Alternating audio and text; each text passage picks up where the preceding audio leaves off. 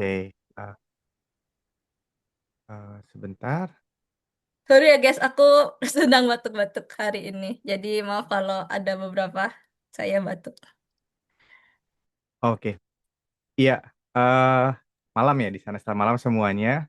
Hmm. eh Makasih udah dikasih waktu untuk sharing-sharing. Eh Makasih teman-teman artificial ya udah ngadain acara ini. Ini nggak banyak orangnya tapi nggak apa, malah bagus. Malah bisa tanya jawab. Jadi hari ini aku mau sedikit sharing-sharing aja pengalaman. eh Terutama bagi yang start karirnya atau yang lagi di tengah-tengah karirnya kayak gitu. Jadi diskusi aja, tanya jawab. Nanti kalau misalnya ada pertanyaan, jangan takut buat langsung nanya aja, nggak perlu nunggu di akhir, kayak gitu. Jadi santai aja. One second, there is something here. Oke, mulai ya. Boleh banget. By the way, mungkin aku izin kenalin Kak Puji juga ya. By the Silahkan. way, buat temen-temen yang... Oh, nggak apa-apa Kak, sambil share screen aja. Nggak By the way, lanjut aja. oke. By the way, teman-teman, jadi kenalin. Kalau aku sendiri manggilnya Kak Puji, aku kenal Kak Puji dari beasiswa Lady Sintek. Jadi Kak Puji salah satu mentor aku di beasiswa Lady Sintek dan beliau yang aku bisa katakan beliau sangat sepuh sekali. Udah berapa banyak use case selama mentoring di beasiswa Lady Sintek, Lady Sintek, Kak Fuji, em, tutoring dan juga bantu solve problemnya. Dan selain itu Kak Puji sebelumnya juga pernah pengalaman kerja di Microsoft dan sekarang Kak Puji sebagai interview coach, spesialis di interview coach untuk teman-teman yang mau ngembangin karir di big tech company atau FANG gitu. Jadi nanti boleh ya teman-teman habis Kak Puji sharing materi, mau nanya-nanya di chat boleh Bang. Ya, makasih Agnes. Oke, Hmm. atas presentasinya kita coba share ya. I think this one. Oke, ya. Jadi, oke. eh, Kenalin lagi, namaku Puji di sini, atau di internet namanya Abdukodigos Mapuji. Eh, jadi kayak kalau di internet kayak gitu namanya Abdukodigos. Nah, hari ini mau sharing kayak pengalaman gitu kan, 10 tahun, dan temanya dari teman-teman kasih challenge untuk sharing tentang growth hack your career. Kayaknya ini jadi tema yang sangat menarik banget ya karena sangat apa ya, relatable banget gitu sama pribadi kayak gitu, personal. Jadi bakal share banyak itu. Kira-kira 60 menit lah kita bakal share bareng-bareng, kita bakal bahas satu persatu apa sih yang pengalamannya gitu dan apa yang bisa mungkin dicoba sama teman-teman di sini di komunitas artificial. Oke, pertama kita disclaimer dulu ya. Jadi eh apa namanya? Nggak ada kayak satu resep atau satu apa namanya? Ya resep ya kalau prescription itu ya kalau di dokter juga ya. Jadi nggak ada resep yang kayak langsung di-apply dan langsung sukses kayak gitu.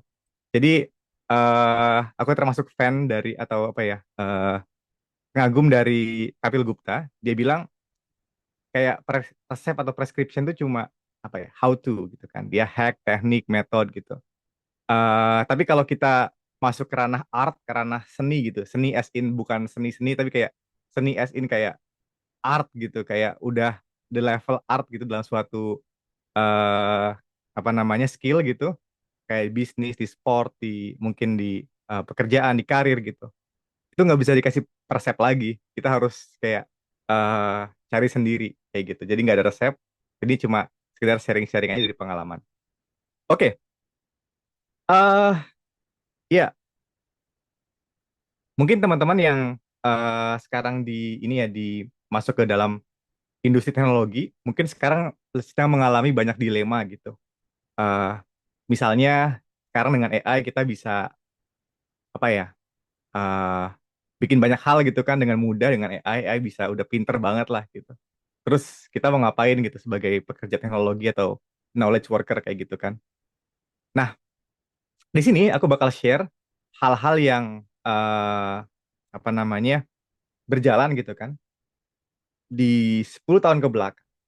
Tapi juga kita juga bersiap untuk ke depannya kayak gitu. Apa sih yang apa namanya, kita siapkan gitu untuk bisa future proof kayak gitu. Nah, di awal aku bilang nggak ada resepnya, tapi ada sekedar proses yang bisa kita coba kayak gitu. Jadi sejauh ini prinsipku ada tiga ini. Pertama, keep repeating what works for you. Jadi kalau ada satu hal berjalan, works, terusin aja kayak gitu. Terus kalau ada hal yang udah nggak jalan, tinggalin aja. Terus nanti setelah itu kita keep reflect ya. Keep apa namanya reviewing kayak gitu. Nah, dari tiga hal itu kita bakal lihat terus menerus nanti di slide-slide berikutnya. Jadi itu sedikit info di depan dulu. Oke, eh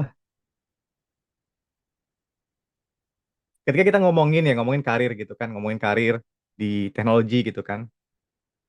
eh Terus teman-teman mungkin ada yang sekarang ya ada di posisi mungkin baru mulai karirnya atau mahasiswa udah semester akhir gitu mungkin seperti Agnes misalnya atau mungkin ada yang di tengah-tengah karirnya gitu. Nah, ada tiga kayak decision gitu yang sangat important di hidup kita kayak gitu. Nanti kita bakal bahas ini terus menerus gitu. Yang pertama adalah di mana kita tinggal, dengan siapa gitu kan. Terus apa yang kita lakukan gitu. Jadi tiga hal ini yang sangat berpengaruh dalam hidup kita kayak gitu. Nah, eh kenapa? Karena kita melakukan sama-sama hal ya, misalnya sama-sama bikin coding gitu, sama-sama coding. Tapi beda loh coding misalnya sendiri gitu kan, misal di kampus, di pekerjaan itu beda kayak gitu. Jadi di mana kita berada itu membuat konteksnya tuh berbeda kayak gitu. Dan dengan siapa juga membuat itu berbeda. Nanti kita bakal bahas tentang mentor di belakang-belakang bakal beda juga kayak gitu. Dan apa yang kita lakukan pun bisa berbeda gitu. Mungkin ada engineer yang mungkin skillnya sama, tapi karena yang satu mungkin dia fokusnya ke hal yang lebih dibutuhkan, misal dalam bentuk di AI atau mungkin di hal-hal yang lebih cutting edge, dan yang lainnya mungkin di ya pekerjaan-pekerjaan yang biasa aja itu bisa membuat huge difference, membuat kayak perbedaan yang sangat besar kayak gitu. Nanti kita bakal balik lagi ke sini. Nah, karena itu satu hal yang ini aku bakal share dari kayak poin-poin aja ya. Jadi satu hal yang selalu aku pegang ketika ngomongin karir adalah work where there is so much density of smart people and high achievers. Jadi kalau kita mau mulai karir kita atau kita mungkin kayak mau review lagi gitu karir kita, yang sering aku review adalah apakah aku sedang bersama orang-orang yang inspiring gitu, yang inspiring, yang punya intensitas yang tinggi, yang dia high achievers kayak gitu. Sebagai contoh, waktu aku mulai karirku, aku bukan dari computer science, tapi dari dulu emang suka komputer ya dari SD gitu kan. Suka banget. Tapi karena orang tua bilang coba kamu belajar yang susah-susah kayak gitu. Jadi aku kuliah di teknik fisika, tapi pas mau lulus aku magang di Microsoft waktu itu. Dan entah kenapa ya, mereka tuh sangat hebat banget dalam memilih orang kayak gitu. Jadi aku di sana punya batch intern yang orangnya keren-keren lah gitu. Ada yang valedictorian di UI yang IPK-nya 4,0 gitu kan. Ada beberapa dari teman-teman yang lain kayak gitu. Yang mana eh apa ya? Sekarang kalau ke belakang gitu kan, ternyata orang-orang itu saat kita magang juga kerasa kalau dia tuh ada apa ya namanya? Ada standarnya tinggi gitu kan. Bahkan setelah lulus pun setelah kita 5 6 tahun ke belakang, sekarang udah ada di mana-mana gitu. Ada bahkan ada yang lanjutkan di MIT dan semacamnya kayak gitu. Jadi di mana kita berada itu penting banget kayak gitu. Nah, kenapa? Contoh di Microsoft lagi ini, dulu waktu aku magang di sana, eh, kita dapat akses gitu. Kita diajarin gitu kan untuk dimanapun berada, cobalah kontak, konak atau sorry, eh, kontak atau berkoneksi dengan apa ya C-level gitu. Jadi di sana kita belajar sama C-level langsung. Oh ternyata kayak gini ya para para high achieversnya kayak gitu. Jadi di mana kita berada dan dengan siapa tuh sangat berpengaruh banget. Oke, nah yang kedua yang mau aku share di sini adalah uh, getting ahead of the others the smart way. Jadi waktu aku baru lulus gitu kan kuliah dapat pekerjaan di bidang tech itu sebenarnya agak agak random banget sebenarnya waktu itu karena backgroundnya dari teknik fisika, kemudian habis itu cari pekerjaan, mikir kan, kira-kira apa sih hal yang mungkin bisa kita hack gitu. Jadi kan nggak punya pengalaman gitu kan, di saat itu ngelihat ada market di bidang teknologi bagus banget, cocok banget dengan apa ya kesukaan kita gitu kan. Akhirnya setelah magang di Microsoft itu aku magang lagi di remotely di 2000 berapa?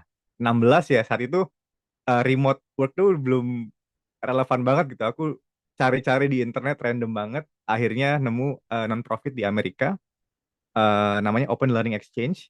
Dan di sana aku magang dan belajar gitu. Oh ternyata pekerjaan IT itu kayak gini gitu. Kalau jadi engineer di bidang IT kayak gini, kayak gitu. Belajar lah kayak gitu di sana sama CTO-nya langsung. Dia sangat baik banget lah.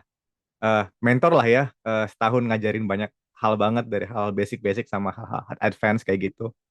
Hampir every night kita ngobrol terus waktu itu. Karena nggak ada kerjaan kan itu udah mau lulus kuliah terus ngapain ya gitu kan. Terus magang kayak gitu. Nah, habis itu setelah aku lulus dan dapat kerjaan, akhirnya dapat kerjaan di Mitrans. Nah, salah satu hack yang aku lakukan ini, kan ngomong-ngomong growth hack ya. Hacknya adalah cari pekerjaan gitu kan dengan posisi yang paling orang nggak suka deh gitu.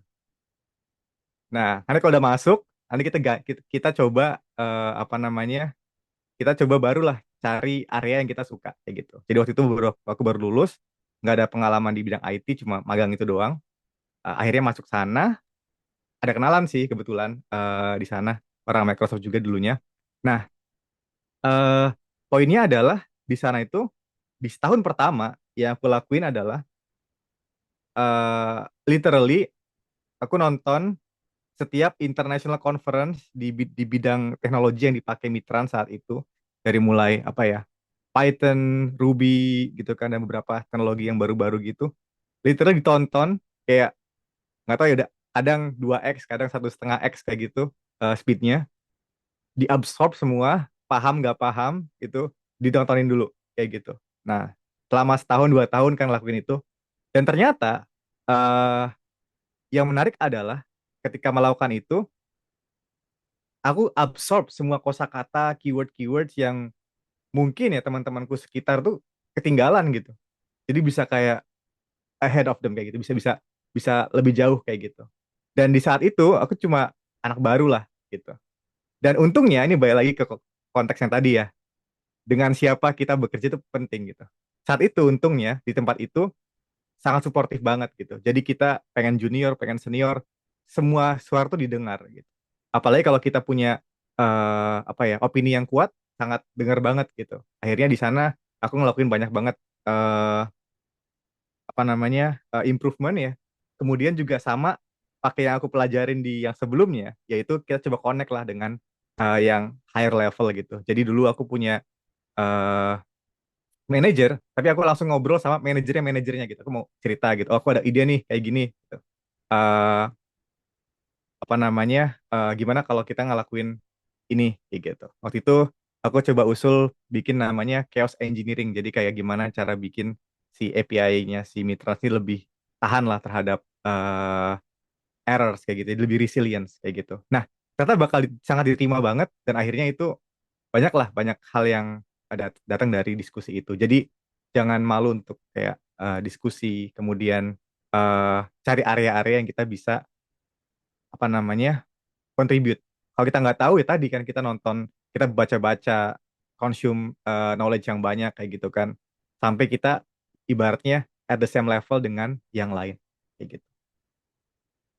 Oke, berikutnya. Nah, hal ketiga yang mau aku share di sini adalah learn as much as possible.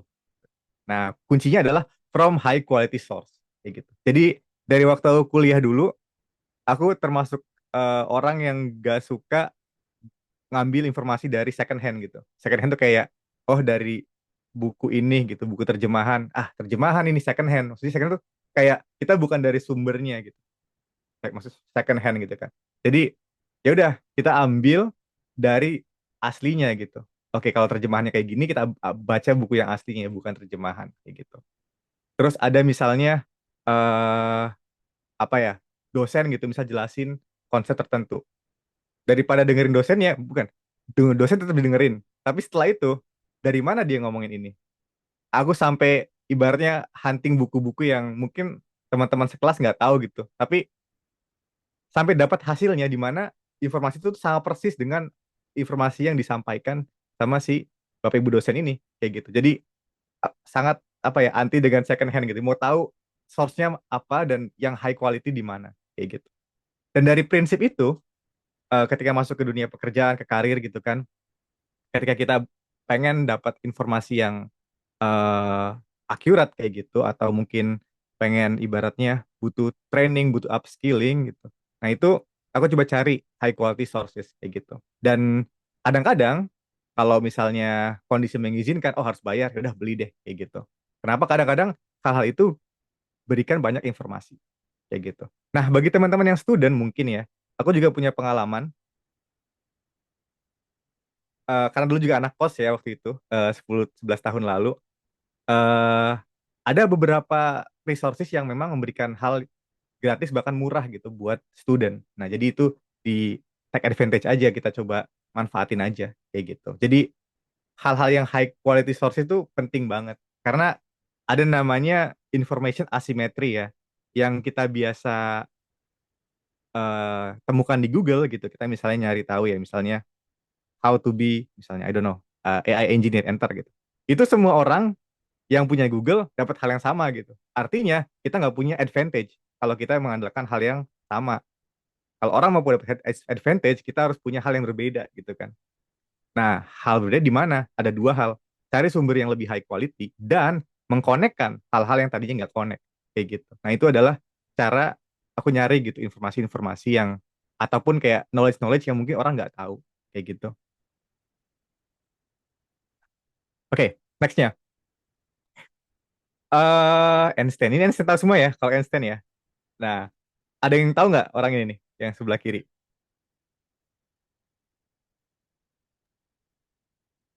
Aku nggak tahu, Kak. Nggak tahu ya? Oke. Nggak Jadi tahu. orang yang di sebelah kiri kita ini namanya Peter Drucker. Dia manajemen scientist. Jadi dia meneliti gitu gimana eh manajemen tuh cara sains, secara ilmunya gitu. Baik di suatu perusahaan, bahkan dia ini meneliti tentang pribadi juga kayak gitu. Nah, di dalam bukunya namanya Managing Oneself. Kayaknya bukunya udah 50 tahun umurnya, udah tua banget lah. Bukunya tipis gitu kan. Aku nggak pernah baca di eh, fisiknya sih, tapi aku punya Kindle gitu, punya device gitu, aku baca terus menerus. Kayak udah habis gitu kan, diulang berapa bulan berikutnya, ulang lagi, ulang lagi, ulang lagi, kayak lama. Tapi kenapa diulang-ulang?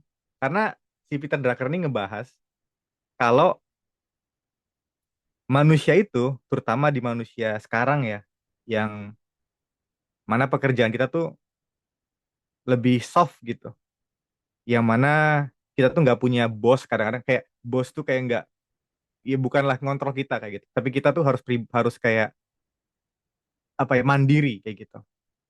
Nah, Peter Drucker bilang the greatest mind of all time, kayak misalnya let's say Mozart atau Einstein atau siapalah yang namanya mungkin kayak dikenang sampai sekarang kayak gitu, dia tuh selalu manage themselves kayak gitu. Dia bakal selalu manage dirinya sendiri.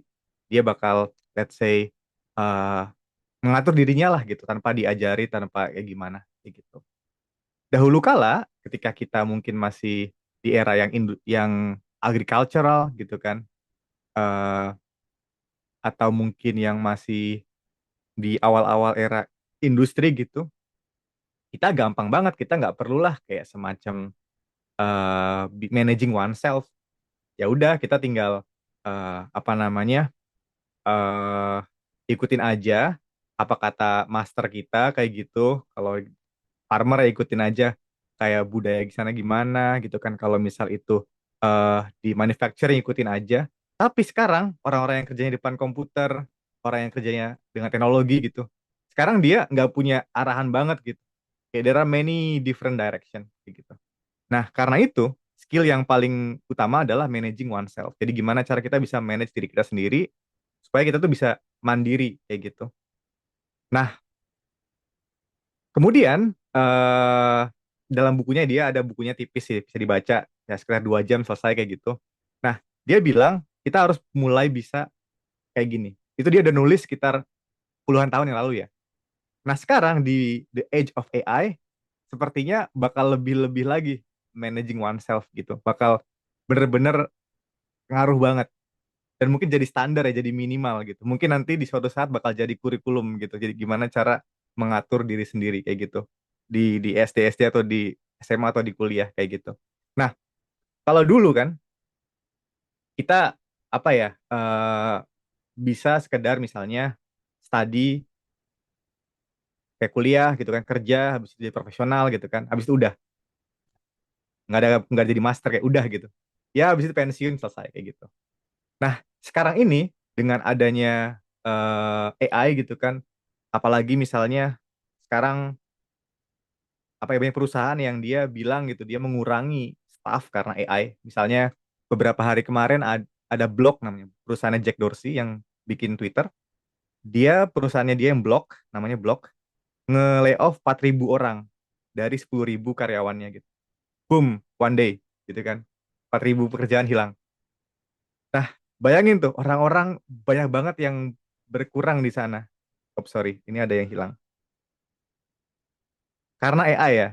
AI-nya nggak salah sebenarnya. Cuma yang poinku yang mau aku coba share di sini adalah, terus kalau nggak ada pekerjaan mau ngapain? Kayak gitu kan. Nah, di masa depan aku lihat pekerjaan tuh bakal kayak gini bentuknya. Setelah kita jadi profesional, sebelum kita retire, kita bakal jadi master.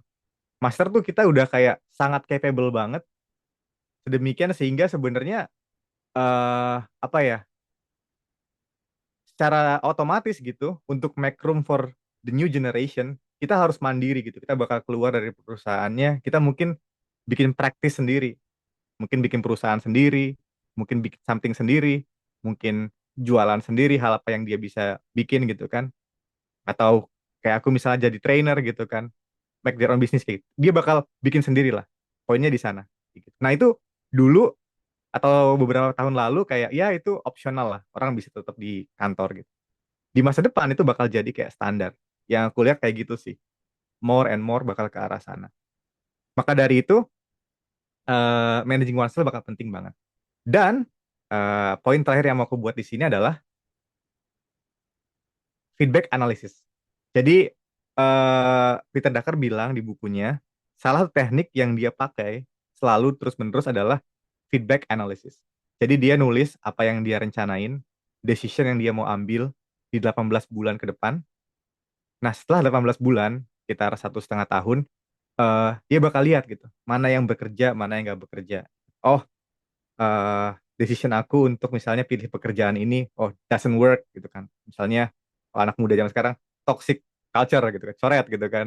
Oh, misalnya aku ngambil course ini, wah bagus nih, kemarin berguna banget buat ini. Nah, semua hal itu di-record dan di masa depan dilihat gitu. Oh, ini jalan, ini enggak, ini jalan, ini enggak. Gunanya buat apa? Gunanya bukan untuk analysis itself gitu kan, bukan for the sake analysis itself, tapi untuk melihat gitu mana sih yang jalan, mana yang nggak jalan, kayak gitu. Jadi feedback analysis ini hal yang penting ya. Dan satu hal yang aku pelajarin dari sini nanti aku bahas juga di belakang, yaitu eh aku sadar dari hasil apa ya pribadi nyatat-nyatat gitu ya. Ternyata tahun-tahun yang paling produktif adalah tahun-tahun di mana yang aku paling banyak belajar kayak gitu.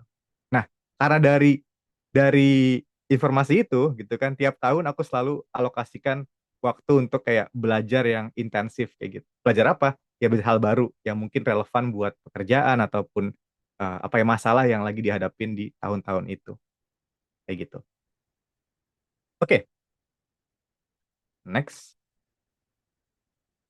Oh, ini iklan aja. Ya, jadi ini Satya Nadella gitu kan. Aku tahu pertama kali Satya Nadella dari magangku di Microsoft kayak gitu. Dan dulu aku lihat dia kayak ya just another CEO gitu. Tapi ternyata dia tuh sangat deep philosophical banget gitu dalam dalam proses dia bekerjanya kayak gitu kan. Eh kalau nanti long story saya bisa baca bukunya lah. Tapi satu hal di sini yang aku mau ceritain adalah dia punya episode yang sangat sedih banget ya di sana itu. eh Pada saat dia apa ya, istrinya melahirkan anak pertama, dia tuh kayak masih sibuk sama pekerjaannya gitu. Terus sibuk banget gitu kan. eh Terus si Satu Nadila nih berharap kayak membayangkan gitu. Oh, nanti kerja kelar pulang, eh, hari ini bakal ada melahirkan istrinya, dia bakal ke rumah sakit gitu kan, terus melahirkan anaknya sehat gitu kan. eh Habis itu eh apa namanya, bisa bisa istrinya bisa kembali ke pekerjaannya dan seterusnya gitu. Tapi di momen itu ternyata dia dapat ibaratnya sedikit apa ya, malapetaka atau bencana kecil lah. Ternyata anaknya tuh nggak sempurna banget gitu. Ada kejadian di mana dia belum jadi CEO ya, dia masih jadi kayak ya senior something something di Microsoft lah, kerjaan Windows waktu itu. Tahun 95, aku baru mau lahir juga sama. Nah, 96 sih, setahun, aku umur setahun. Tahun 96. Anaknya harus mengalami suatu eh, semacam operasi gitu di rumah sakit, dilakukan gitu kan, harus pergi ke, jadi dia di Washington, di Seattle ya, Washington, dia harus pergi eh on the other coast of US gitu kan untuk ini apa namanya operasi anaknya. Ternyata nggak sehat. Akhirnya anaknya itu didiagnose, aku lupa nama penyakitnya, tapi jadinya lumpuh kayak gitu. Kan bisa dicari lah di bukunya. Tapi yang paling menarik dari dia adalah dia cerita gitu. Cobaan ini tuh sementara gitu. Jadi dia cerita tentang kayak kayak tadi dia sangat apa ya, punya high hope gitu kan, kemudian dibanting lagi gitu kan, ada apa namanya, tadi ya anaknya sakit gitu kan, sampai dapat challenge baru gitu. Semua ini tuh impermanen, semua itu sementara. Sama dengan pekerjaan-pekerjaan yang kita alami sekarang, semua sementara. Kadang ada high-nya gitu kayak di tahun-tahun 2017, 2019, 2021 saat COVID. Ada saat dimana tech job itu nggak begitu menarik banget kayak sekarang-sekarang ini karena ada AI dan lain sebagainya. Jadi selalu ada ups and downs, selalu ada yang impermanen dalam hidup ini. Tapi yang aku suka dari dia adalah dia tuh bener-bener kayak eh deep banget gitu. Nah, dan dia bilang di sini, ya eh kalau kamu paham tentang impermanence deeply, kamu nggak bakal merasa tenang gitu. Kamu nggak bakal too excited sama hal yang ups dan juga yang down. Jadi pengen up down, tenang kalau kalau kalau pakai cara yang Satya Nadella kayak gitu. Hubungannya apa? Nah, kita bakal bahas di belakang kayak gitu tentang tentang apa ya, progres ataupun kadang mungkin ada setback dalam karir kayak gitu. Oke, ini yang tadi aku sharing tentang apa namanya, tahun yang aku paling produktif itu ternyata tahun-tahun di mana aku belajar kayak gitu. Nah, teman-teman mungkin bisa lakuin hal yang sama dengan feedback analysis, bisa tahu gitu, oh dengan cara ini aku bisa eh, lebih produktif atau kayak gini atau kayak gitu. Nah, itu tergantung tiap orang beda-beda. Oke, sebentar. Lanjut ya. Oke. Nah, ngomong-ngomong soal tadi impermanence gitu kan. At some point ketika aku dulu punya pengalaman sekitar 5 tahun lah itu di Indonesia, ibarat udah hit the ceiling lah gitu. Jadi work tuh udah nggak excited banget gitu. Kayak kayak eh kayaknya apa ya? Nggak ada technical challenge yang seru lagi gitu. Perasaan dulu di tahun-tahun awal kerja tuh kayak banyak banget yang mesti pelajarin gitu, kayak seru banget gitu. Nah, ternyata dapat ceiling, dapat kayak puncaknya, peaknya gitu. Dan akhirnya aku dapat offer dulu gitu untuk pindah kayak gitu. Rencana awalnya mau ke Barcelona, tapi eh, karena perusahaannya punya tech hub lain di Poland, aku pindah ke sana. Dan ternyata jadi hal yang aku nggak menyesal gitu. Ternyata di sana ada perspektif baru gitu. Di negara berkembang ya, belum maju gitu. Dia inspiring banget lah kayak gitu. Jadi engineer-nya top banget lah sebenarnya kayak gitu, top banget. Terus kalau kita lihat di jalan gitu ya, naik bus, naik train gitu, naik kereta, metro gitu, kayak banyak banget student lagi baca buku, lagi nyelesain equation di kertas, lagi nyelesain tugas gitu. Jadi kayak sangat apa ya? Dan mereka sangat suka banget kayak masalah IT computer kayak gitu. Makanya nggak aneh, banyak banget kayak talenta IT dari Poland yang sekarang mungkin udah dikenal ya, Bas, di luar negeri juga gitu. Termasuk kalau nggak salah salah satu CTO-nya OpenAI juga dari Poland gitu, Wojtek Zaremba kayak gitu. Jadi keren lah kayak gitu. Jadi dia keren. Nah, poinnya di sini adalah ketika kita hit the ceiling, bisa cari tempat baru gitu. Ya nggak harus pergi juga kayak gitu jauh banget. Ini mah aku ekstrim aja. Cuma contohnya adalah bisa cari tempat-tempat baru yang mungkin bisa mengignite hal-hal baru kayak gitu.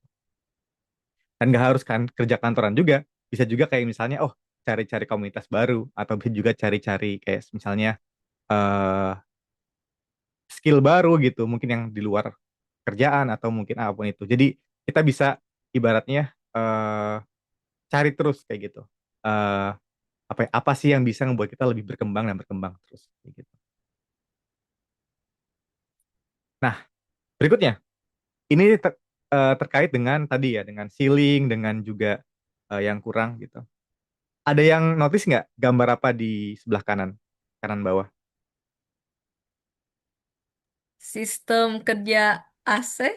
AC ya, oke. Oke. Nah, Mm-mm. ini materi dari eh, aku kuliah dulu nih. Jadi ada pelajaran kuliah yang aku selalu ingat, namanya kalau dulu ya di teknik fisika namanya teknik kontrol. Jadi kita diajarin lah cara bikin AC itu gimana gitu, kayak ibaratnya gimana cara si ruangan gitu kan ada AC bisa dingin lagi gitu.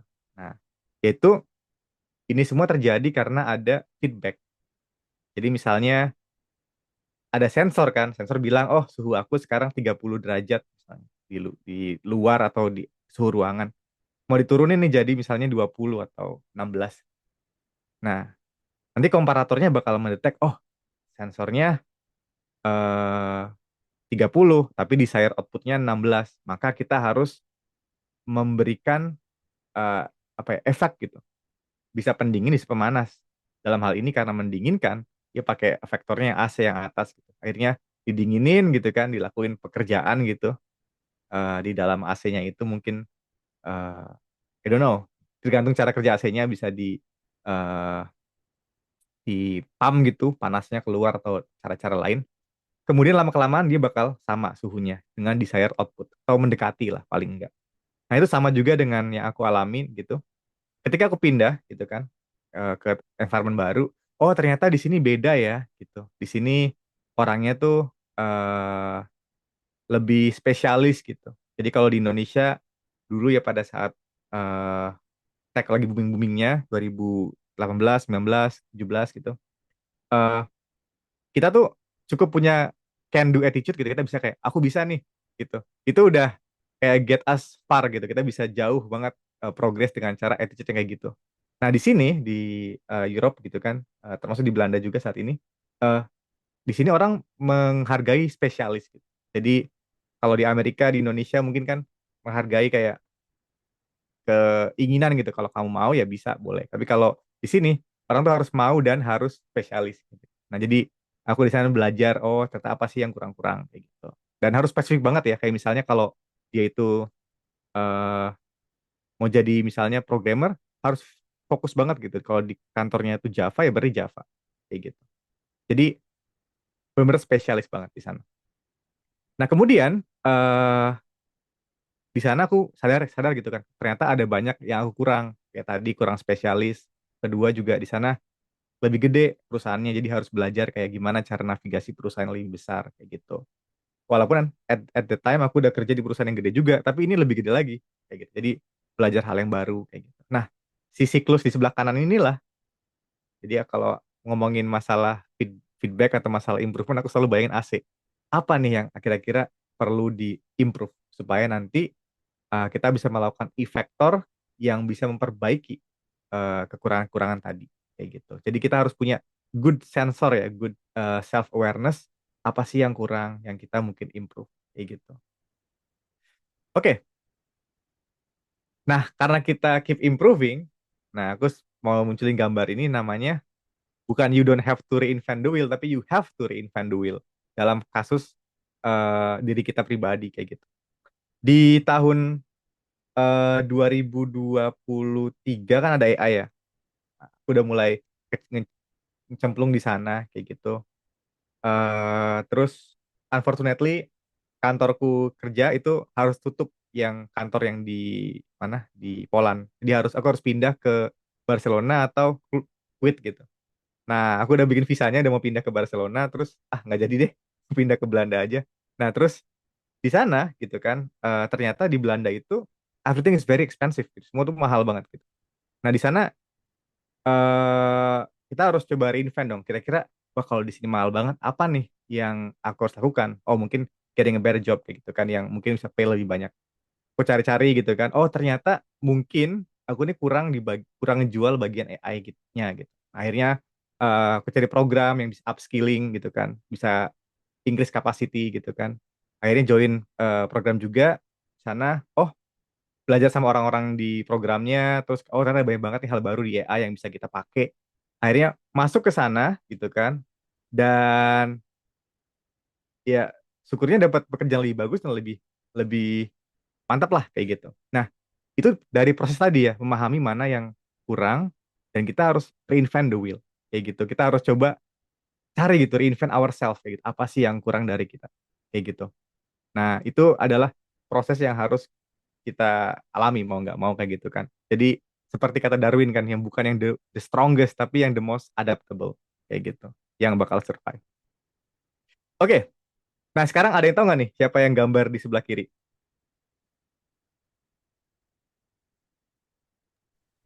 Maaf Kak, tidak mengikuti dunia berbasket. Michael Jordan, Ada yang tahu nggak? Michael Yang Jordan bukan dari ya? chat. Iya, bener, bener banget Michael Jordan. Nah, tahu nggak kenapa aku apa namanya ngambil gambar dia di sini?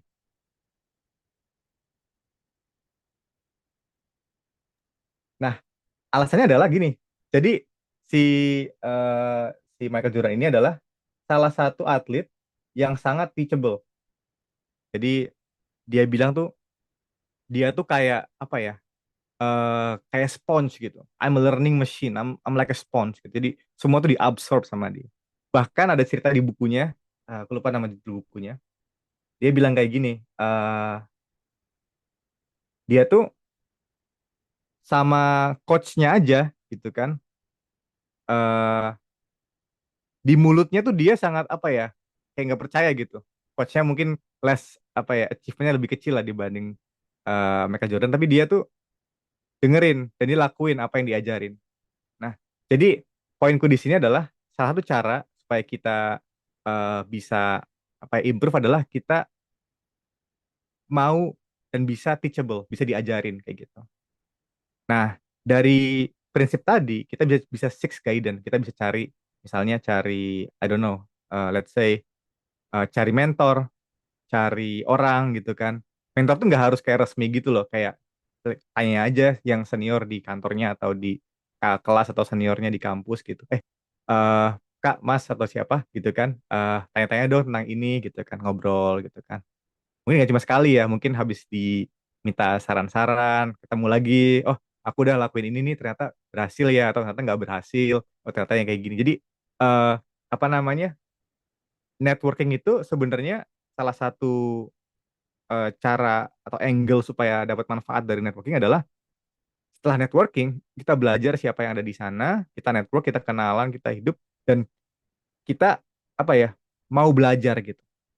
Contohnya pada saat aku di program AI yang tadi aku ceritain tadi, aku punya mentor di sana, instruktur yang dia tuh aktif lah gitu kan di LinkedIn gitu kan. Aku ajakin ngobrol, dia sibuk orangnya.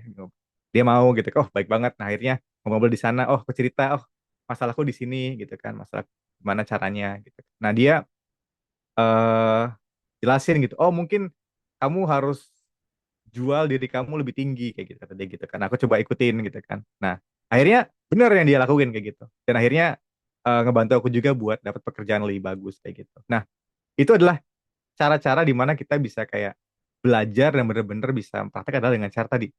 Jadi orang yang bisa teachable gitu, bisa diajarin kayak gitu. Nah, kadang orang-orang yang pinter-pinter gitu kadang susah di apa ya, teachable gitu karena dia pengen melakukan kesalahannya sendiri gitu. Padahal kita bisa belajar dari kesalahan orang lain gitu.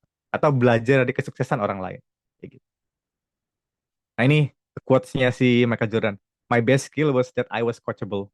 I was a sponge and aggressive to learn. Jadi dia tuh bener-bener kayak apa ya, learning machine lah kayak gitu. Nah, makanya tiap kali kalau aku dapat kayak chat atau dari email atau dari LinkedIn gitu kayak ada orang nanya-nanya, aku selalu tersenyum. Kenapa? Karena oh bagus nih, ini adalah kayak ibaratnya orang-orang yang dia mau belajar kayak gitu. Yang mungkin saat itu mungkin dia belum progres banget, tapi kalau dia mau belajar, yakinlah dia bakal mencapai ke suatu tempat kayak gitu. Kayak gitu sih. Oke. Nah, ini sebenarnya aku lupa ngasih quotes-nya, tapi ada dua orang ini. Ada yang tahu nggak yang kiri siapa, yang kanan siapa? Wah, ini saya sangat terlihat gapnya sekali ya, Kak. Tidak knowledge able. Nah, yang kiri ini Warren Buffett ya. Dia the greatest investor of all time. Sebelah kanan tuh ibaratnya otaknya Warren Buffett, namanya Charlie Munger. Udah almarhum tapi kalau Charlie Munger yang sebelah kanan. Jadi Charlie Munger ini eh pernah bilang kayak gini ya. eh, to get what you want, you need to deserve what you want. Jadi kalau kita mau sesuatu, kita harus deserve sesuatu itu. Kalau misalnya aku misalnya ya mau kurus, ya kalau kerjaanku tiap hari makan coklat, gendut dong kayak gitu. Enggak. Harus sesuai gitu yang kita mau dengan yang kita deserve kayak gitu.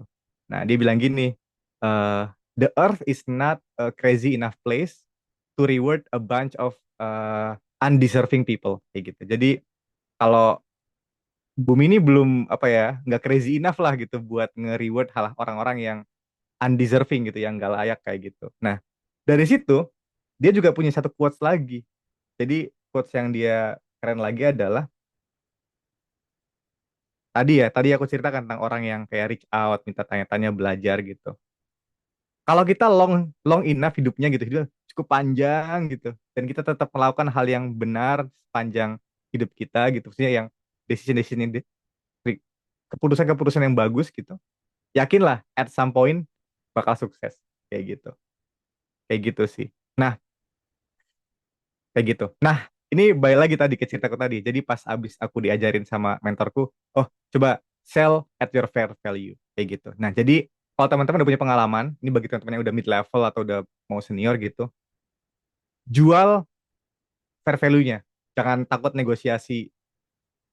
Kalau negosiasi, misalnya tawarin gaji X gitu, mintanya lebih dari itu, bilang aja, saya nggak mau, saya mau lebih dari itu, kayak gitu. Kadang perbedaannya cuma satu ya, kita nggak pernah nanya kayak gitu. Nah, nanya itu hal yang penting banget. Jadi setiap kali ada gini, ada kayak offer gitu, aku selalu negotiate kayak gitu, kayak minta lebih kayak gitu. Kenapa? Karena kadang-kadang eh, mereka kan sebenarnya all the companies just human kan, sebenarnya sama manusia bukan komputer gitu. Kalau kita bisa negotiate, kita bisa make the case, kita bisa dapat lebih kayak gitu. Kita seperti eh apa namanya? Jadi si si ada ceritanya nih. Ceritanya gini, si Warren Buffett itu dulu hobinya tuh dia ngebeli perusahaan yang yang oke ya, oke, dengan harga yang murah. Jadi dia tuh beli yang eh perusahaan saham-saham perusahaan yang oke dengan harga yang murah. Kata si Charlie Munger di sebelah kanan, stop bro, jangan beli kayak gitu. Beli yang really good company at the fair value, yang harganya oke kayak gitu. Jadi dinaikin lagi. Sama kita sebagai bukan pembeli ya, karena penjual, kita yang jual juga kalau kita punya kualitas kita jual dengan harga kualitas kita kayak gitu. Dan jangan downgrade gitu. Kita kalau kita pengen yang tinggi kita harus yang tinggi juga kayak gitu. Oke, ini udah di ujung dari cerita-ceritaku yang panjang ini. Yang terakhir adalah kalau udah denger ceritaku tadi semuanya, lupakan semua ceritanya kayak gitu. Karena sebenarnya nggak ada resep-resep di dunia ini kayak gitu. Semua resep-resep tuh hanya buatan manusia ya. Kadang tuh kita tuh bikin resep kita sendiri dan kadang kita jadinya eh, membuat resep itu sebagai our new god. Ada cerita kayak gini nih. When you venture into the realm of art in any form, be it in business or sport, those things cannot be prescriptionized. If you attempt to prescriptionize them, the prescription becomes the new god. Maksudnya gini, contohnya. Kita misalnya, aku misalnya newbie gitu kan. Kadang aku sering dapat pertanyaan sih dari orang-orang yang baru lulus gitu misalnya. Aku harus belajar apa ya kalau aku mau jadi ini misalnya gitu kan. Mau jadi itu kayak gitu. Misalnya aku sekarang bilang, coba kamu belajar A, B, C gitu kan. Apakah orang itu bakal menjadi yang dia mau? Belum tentu.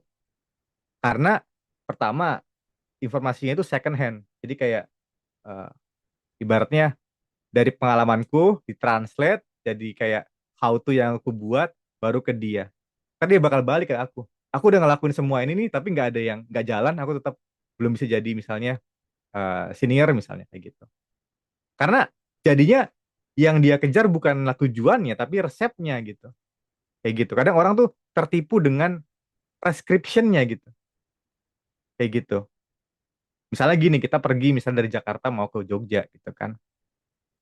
Kalau kita fokus kepada Jogjanya sebagai tujuan, ya kalau misalnya kita naik kereta terus keretanya misalnya berhenti gitu kan atau gagal gitu atau apa ya nggak available saat itu, kalau kita emang mau ke tujuannya ya udah kita beli tiket lain misalnya tiket pesawat sampailah kita di Jogja. Tapi kalau orang itu cinta dengan resepnya, dia bakal nungguin si kereta api ini sampai nyala lagi kayak gitu. Nah, jadi yang penting adalah bukan resepnya, tapi apa tujuan kamu gitu. Apa tujuan kita kayak gitu. Kalau tujuan kita mencapai suatu goal dan resepnya itu nggak jalan lagi, ya udah dicoret resepnya kita cari cara lain kayak gitu. Nah, itu adalah hal yang sering aku selalu apa ya, remind ourselves gitu. Apa sih sebenarnya eh, yang salah gitu. Oh, jangan-jangan aku terlalu fokus kepada resepnya. Kenapa ya harus ngikutin ini? Padahal bisa kayak gini, kayak gitu. Nah, itu yang kadang orang ngebuat orang apa ya stuck kayak gitu.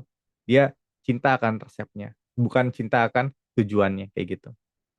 Oke, jadi itu yang apa namanya terakhir dan sebagai penutup ini ya yang aku sempat share sebelumnya ya. Jadi di masa depan orang bakal jadi master apa namanya di bidangnya masing-masing kayak gitu. Dan pada saat master kayak gitu untuk lebih growth lagi ya ke atas lagi gitu. Dia kadang mungkin harus kayak apa namanya tadi ya build their own thing kayak gitu. Makanya tadi ya aku udah bahas managing oneself itu penting banget gitu. Dibanding sebelum-sebelumnya di era-era sebelumnya. Terakhir ada yang tahu nggak orang ini? Nggak tahu lagi. Oke, ini Nggak namanya tahu juga. Barbara Oakley. eh di tahun 2000 berapa ya? 2017-an kayaknya ya. Itu kan orang udah mulai muncul tuh kayak Coursera gitu, kayak awal-awal banget kan Coursera, Udemy gitu-gitu kan. MOOC tuh lagi massive open online course lagi marak-maraknya. Barbara Oakley dia tuh bukannya ngebuka course yang sifatnya technical gitu ya, tapi dia bikin course namanya Learning How to Learn. Dia sebutnya meta skill. Jadi si Barbara Raffi bikin ini dan itu sangat inspiring banget lah isinya. Dia ngebahas kayak gimana otak kita tuh sangat unik gitu. Ternyata punya dua bagian, ada bagian yang eh, apa namanya focus mode sama diffuse mode. Kadang-kadang eh, cara kita biar nggak stuck itu ya udah kita mandi dulu mungkin atau jalan take a walk dulu, jalan kaki dulu kemana, jalan-jalan. Pas udah balik lagi, yang tadinya nggak paham jadi paham gitu. Karena ada namanya diffuse mode di brain kita. Ada banyak banget yang dia tips and trick yang dia sampaikan di sana. Dan aku udah sempat nulis ringkasannya di sini di go.mpj.io/LHTL, Learning How to Learn. Nah ini di masa depan kita bakal terus ada perubahan-perubahan yang terjadi ya. Ada AI, ada mungkin nanti environmental changes di masa depan kayak gitu ya. Mungkin sangat challenging banget lah di masa depan ini ya di generasi kalian dan generasi mungkin bawah-bawahnya lagi kayak gitu. Nah, jadi kita harus siapin diri kita dan diri-diri adik dan anak kita di masa depan adalah tadi gimana cara dia bisa adaptif dan bisa learning how to learn karena pace-nya tuh udah luar biasa banget ya. Kayak kalau dulu mungkin eh, satu siklus tuh bisa ratusan tahun gitu. Tapi kalau sekarang satu siklus era teknologi tuh kayak hitungan tahun aja gitu. Kayak misalnya kita masih ingat ya, dot com boom tahun 2000, terus ada sosial media boom di tahun 2008, 2007, ada mobile phone di 2010-an gitu kan. Kemudian ada AI di sekarang. Kayak cepet banget dunia berubah kalau sekarang itu nggak dibanding sebelum-sebelumnya. Oke, jadi itu sedikit apa ya, poin-poin yang aku coba kumpulkan dari pengalaman 10 tahun ke belakang. 10 poin dari 10 tahun ke belakang yang dirangkum. Dan Mas, jangan lupa itu cuma cerita, jangan dijadiin resep. Kalian bisa bikin apa ya? Bisa mencapai tujuan kalian sendiri dengan cara kalian sendiri kayak gitu. Oke, ada pertanyaan mungkin?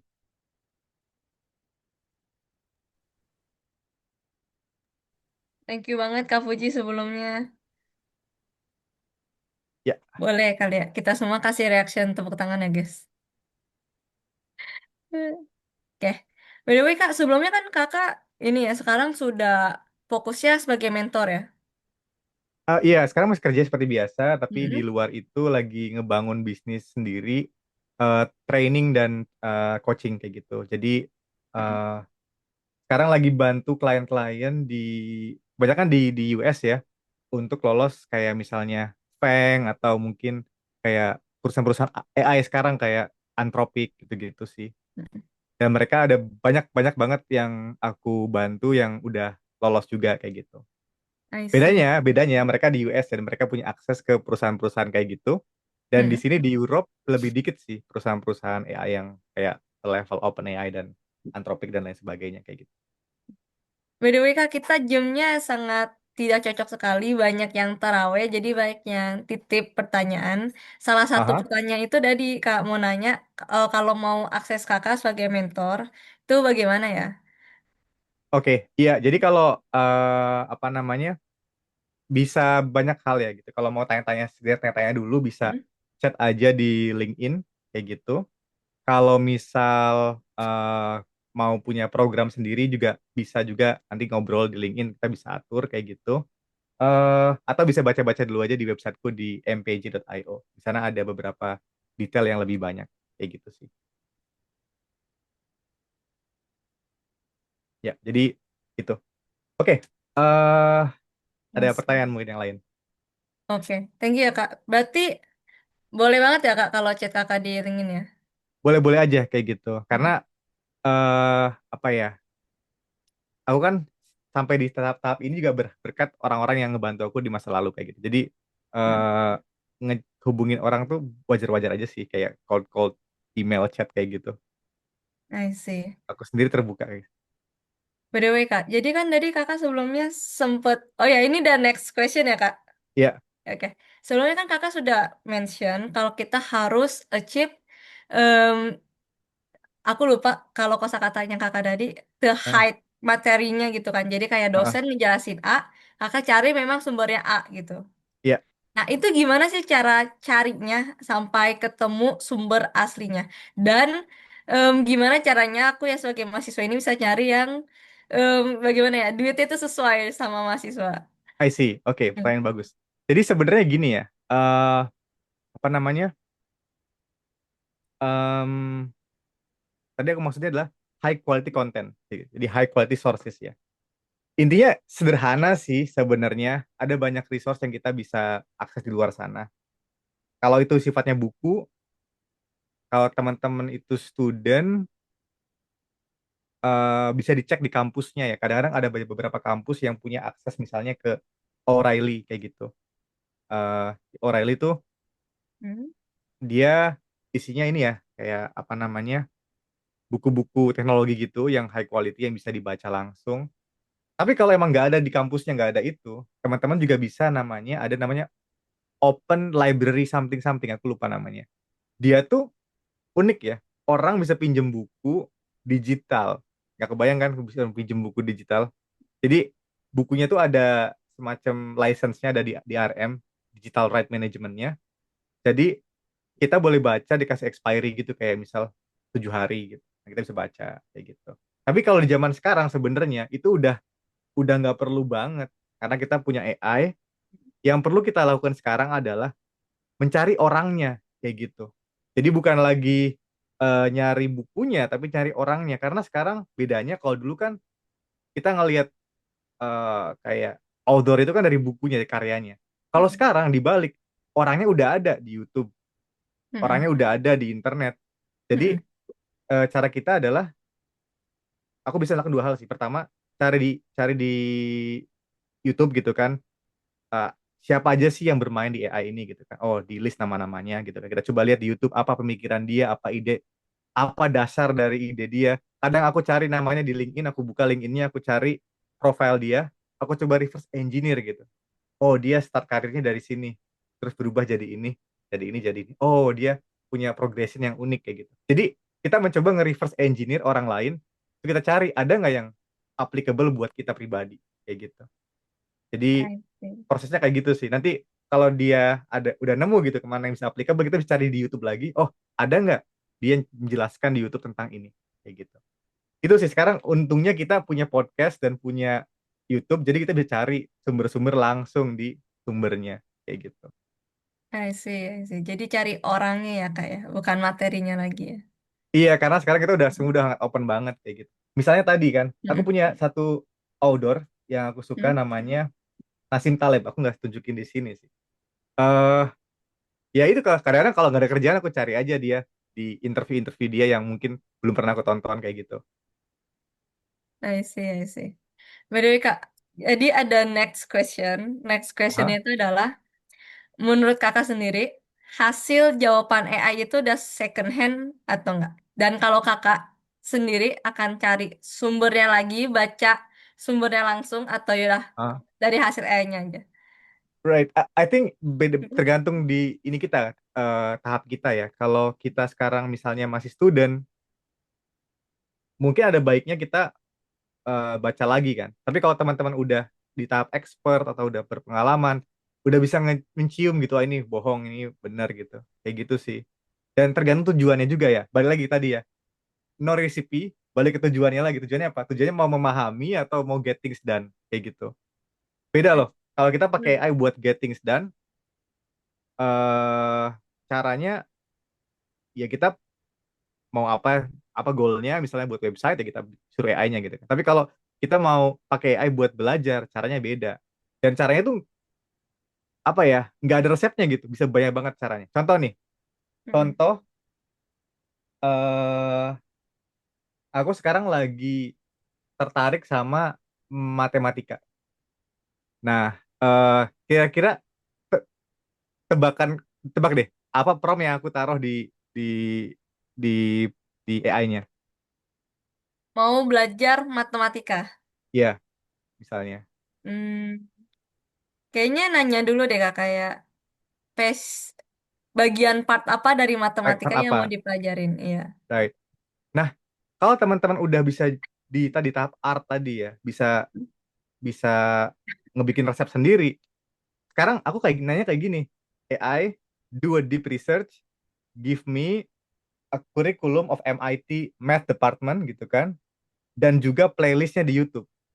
Nah, dari situ si AI-nya langsung ngasih kayak YouTube gitu, kayak list tabel gitu, sama kayak kurikulumnya apa gitu kan. Tiap-tiap course-nya udah ada YouTube-nya gitu. Nah, dari situ aku udah langsung bisa, wah, nanti kalau ada waktu luang aku bisa belajar satu persatu dari kurikulum MIT kayak gitu.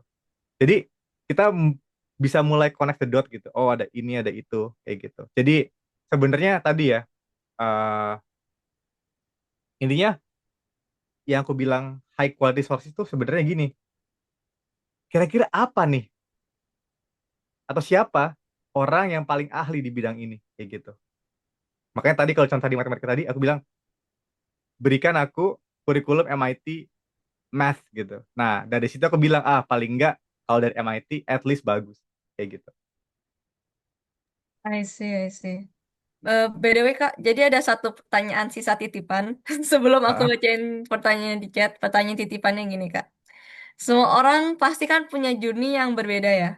ya, Buat kakak sendiri, kapan sih momen kakak ngerasa kayak, oh ternyata everything possible ya. Ada nggak Kak ngasih momen itu? Iya, sebenarnya ya kalau kita pas muda ya pasti eh everything is possible kayak gitu. Jadi gini sebenarnya gini. Mm-mm. Sebenarnya gini guys. Jadi kita kan gimana ya? Jadi gini, orang tua aku tuh PNS biasa, Mm-mm. PNS, guru gitu kan di kampung kayak gitu. Ibaratnya mah akses tuh kayak unimaginable kayak gitu. Mau nggak gimana kayak gitu kan. Ya paling habis lulus, habis eh apa namanya? Habis ya sekolah, kuliah gitu mungkin ya, SMA, kuliah, terus kerja di mana kayak gitu kan. Atau mungkin jadi PNS lagi, I don't know. Itu yang defaultnya, yang mungkin Mm. yang imaginable dari orang tua aku gitu kan.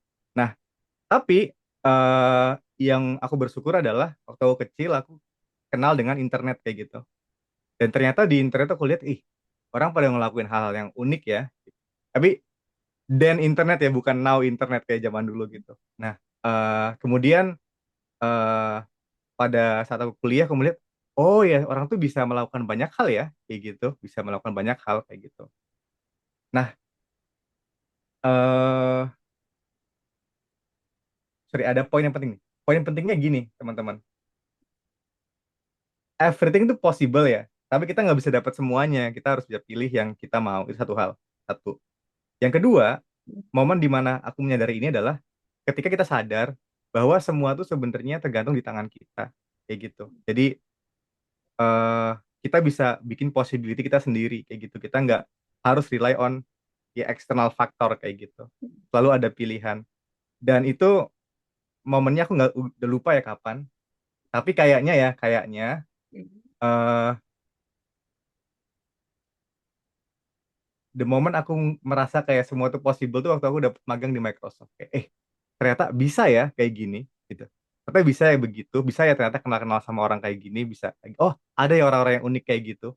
Nah, intinya kayak gitulah. Intinya ketika kita udah achieve and achieve gitu kan, kita bisa apa namanya terus menerus jalan gitu. Kalau kata mentorku dulu bilang, sukses attract sukses kayak gitu. Jadi kalau kalian udah Mm. sukses satu hal, bakal attract sukses lagi, sukses lagi, sukses lagi kayak gitu.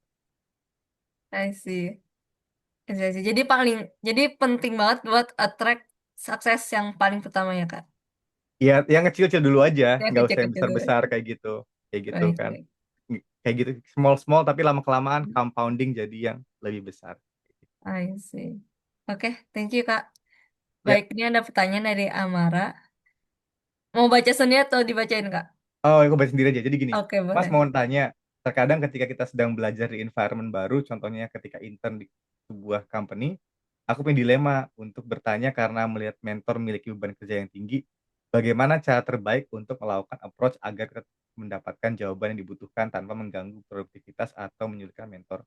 Dan gimana cara membedakan pertanyaan yang layak ditanyakan ke mentor atau yang harus kita temukan jawaban sendiri? Jadi, masalah pertanyaannya. Nah, kalau bertanya itu sebenarnya penting banget, ini number one skill gitu. Ada dua jenis pertanyaan sih sebenarnya. Pertanyaan jenis pertama adalah pertanyaan yang sifatnya eh, how to gitu. Oh, gimana sih cara kayak gini? Gimana cara kayak gitu? Menurutku, kalau pertanyaan itu how to, jangan malu, tanya aja langsung. Itu udah tugas mereka. Tugas orang yang kerja di sana, kalau ada masalah, ya karena mereka bekerja di sana ya diselesain dong. Kayak gitu kan. Kalau ada intern yang bingung, udah by definition intern adalah dia mau belajar gitu kan. Ya udah dia harus tanya siapapun yang di sana kayak gitu. Nah, terkait beban kerja, nah ini kadang-kadang di eh, apa ya, di budaya kita di Indonesia, kita sering banget asumsi gitu. Kayak, ih, si ini sibuk kayak gitu. Padahal kita punya satu skill yang keren namanya bertanya. Tanya aja, lagi sibuk nggak? Mau tanya dong tentang ini. Dan itu teman-teman pasti bakal dibantu kayak gitu. Dulu waktu aku pertama kali kerja di Mitrans dulu 2017, eh itu aku punya project itu gak ada temennya karena departemennya baru. Jadi aku duluan masuk, manajerku baru masuk gitu. Jadi aku masuk duluan, baru baru ada manajernya. Nah, di situ aku harus coba decipher apa yang perlu dikerjain gitu kan. Nah, dari sana aku tanya semua orang, gimana cara kayak gini? Oh, kayak gini caranya. Aku duduk langsung di sana, depan komputernya, diselesain, kelar, pergi. Intinya, as soon as possible, tanya aja, kayak gitu. Ya, kalau itu bisa di Google ya kerja Google lah. Tapi kalau itu hal yang memang spesifik di perusahaan itu, kan ada kan hal yang spesifik ya. Tanya aja langsung, kayak gitu. Daripada kita pusing sendiri. Nah, itu bakal mempercepat learning kalian, kayak gitu. Dan mereka bakal senang juga ditanya, kayak gitu sih. Nah, kalau mereka nggak senang ditanya, yang dipertanyakan, wah ini perusahaannya nggak benar ini, kayak gitu sih. Itu yang pertama yang how to ya. Nah, ada pertanyaan kedua. Yang pertanyaan kedua tuh bukan how to. Eh, Pertanyaan kedua tuh yang lebih kayak pengalaman, lebih networking, lebih kayak relationship kayak gitu. Nah, aku sangat sarankan buat teman-teman yang masih magang gitu. Iseng aja, nggak tahu malu aja. Cari manajernya atau seniornya gitu. Kamu mau ngobrol-ngobrol, ngopi-ngopi dong bareng gitu. Mau tanya-tanya gitu. Mereka bakal bakal senang banget harusnya kalau perusahaannya emang bagus dan open kayak gitu. Tanya-tanya kayak gitu, kayak gimana di sini kayak gitu. Dulu waktu aku magang di Microsoft dulu diwajibkan banget gitu ketemu one on one dengan direct director kayak gitu.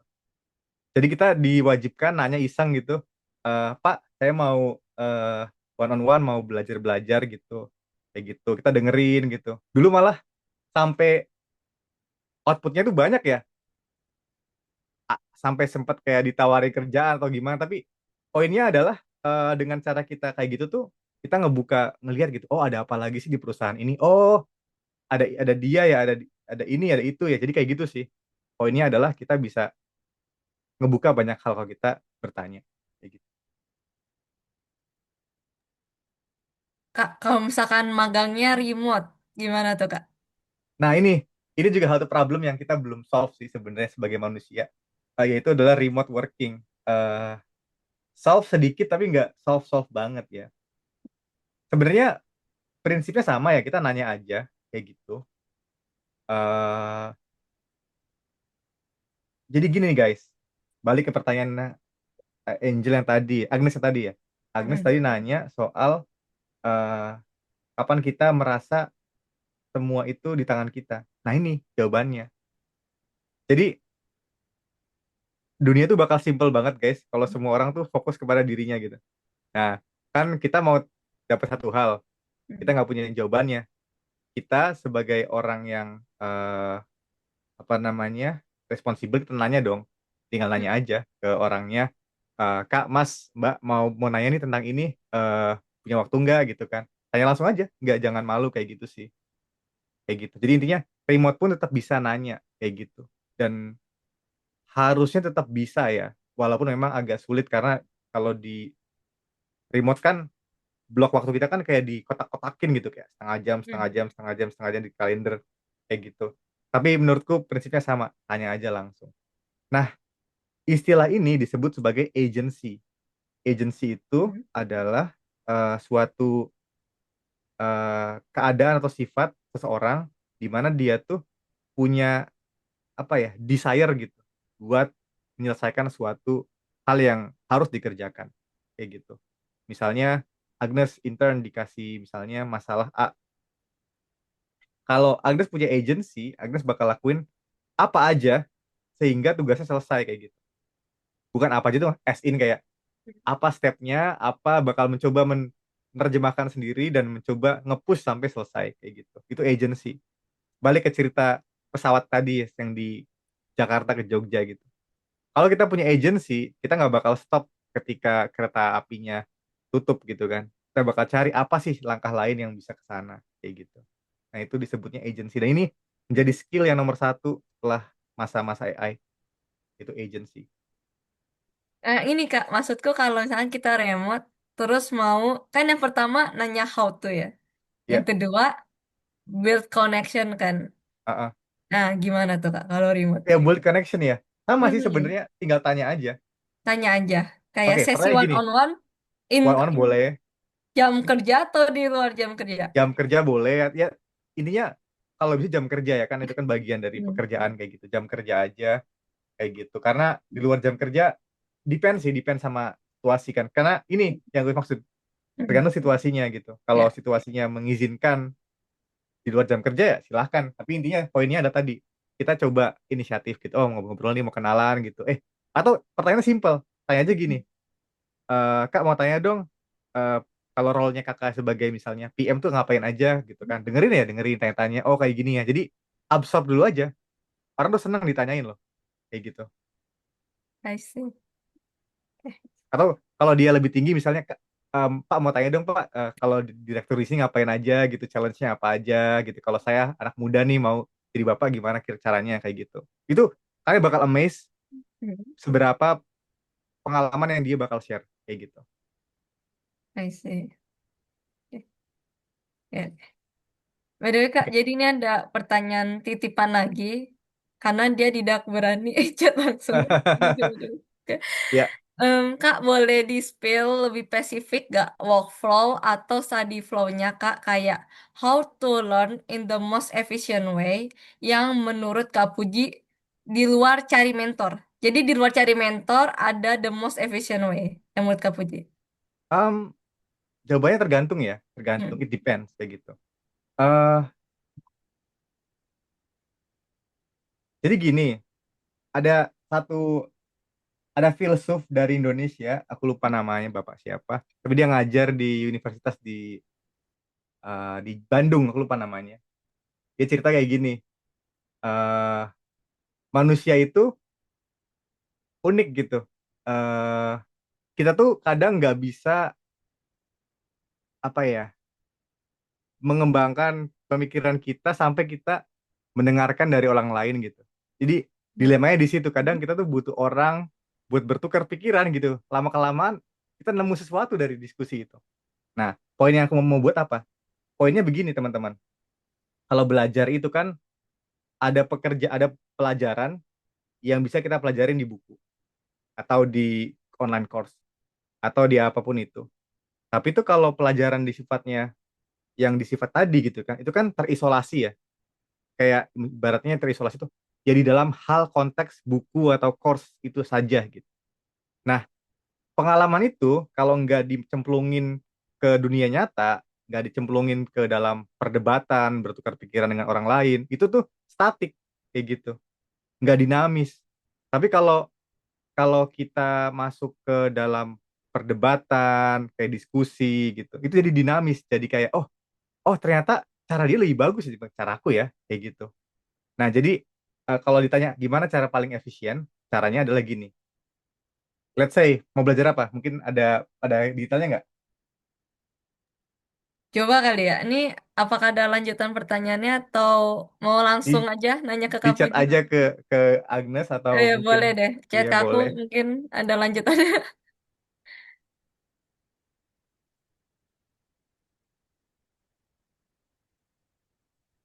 Katanya belajar apa aja, Kak? Apa aja wah banyak banget ya. Itu sangat abstrak banget ya. Tapi gini lah, let's say ambil mau belajar tentang AI engineering kayak gitu. Contoh kayak gitu, simple ya.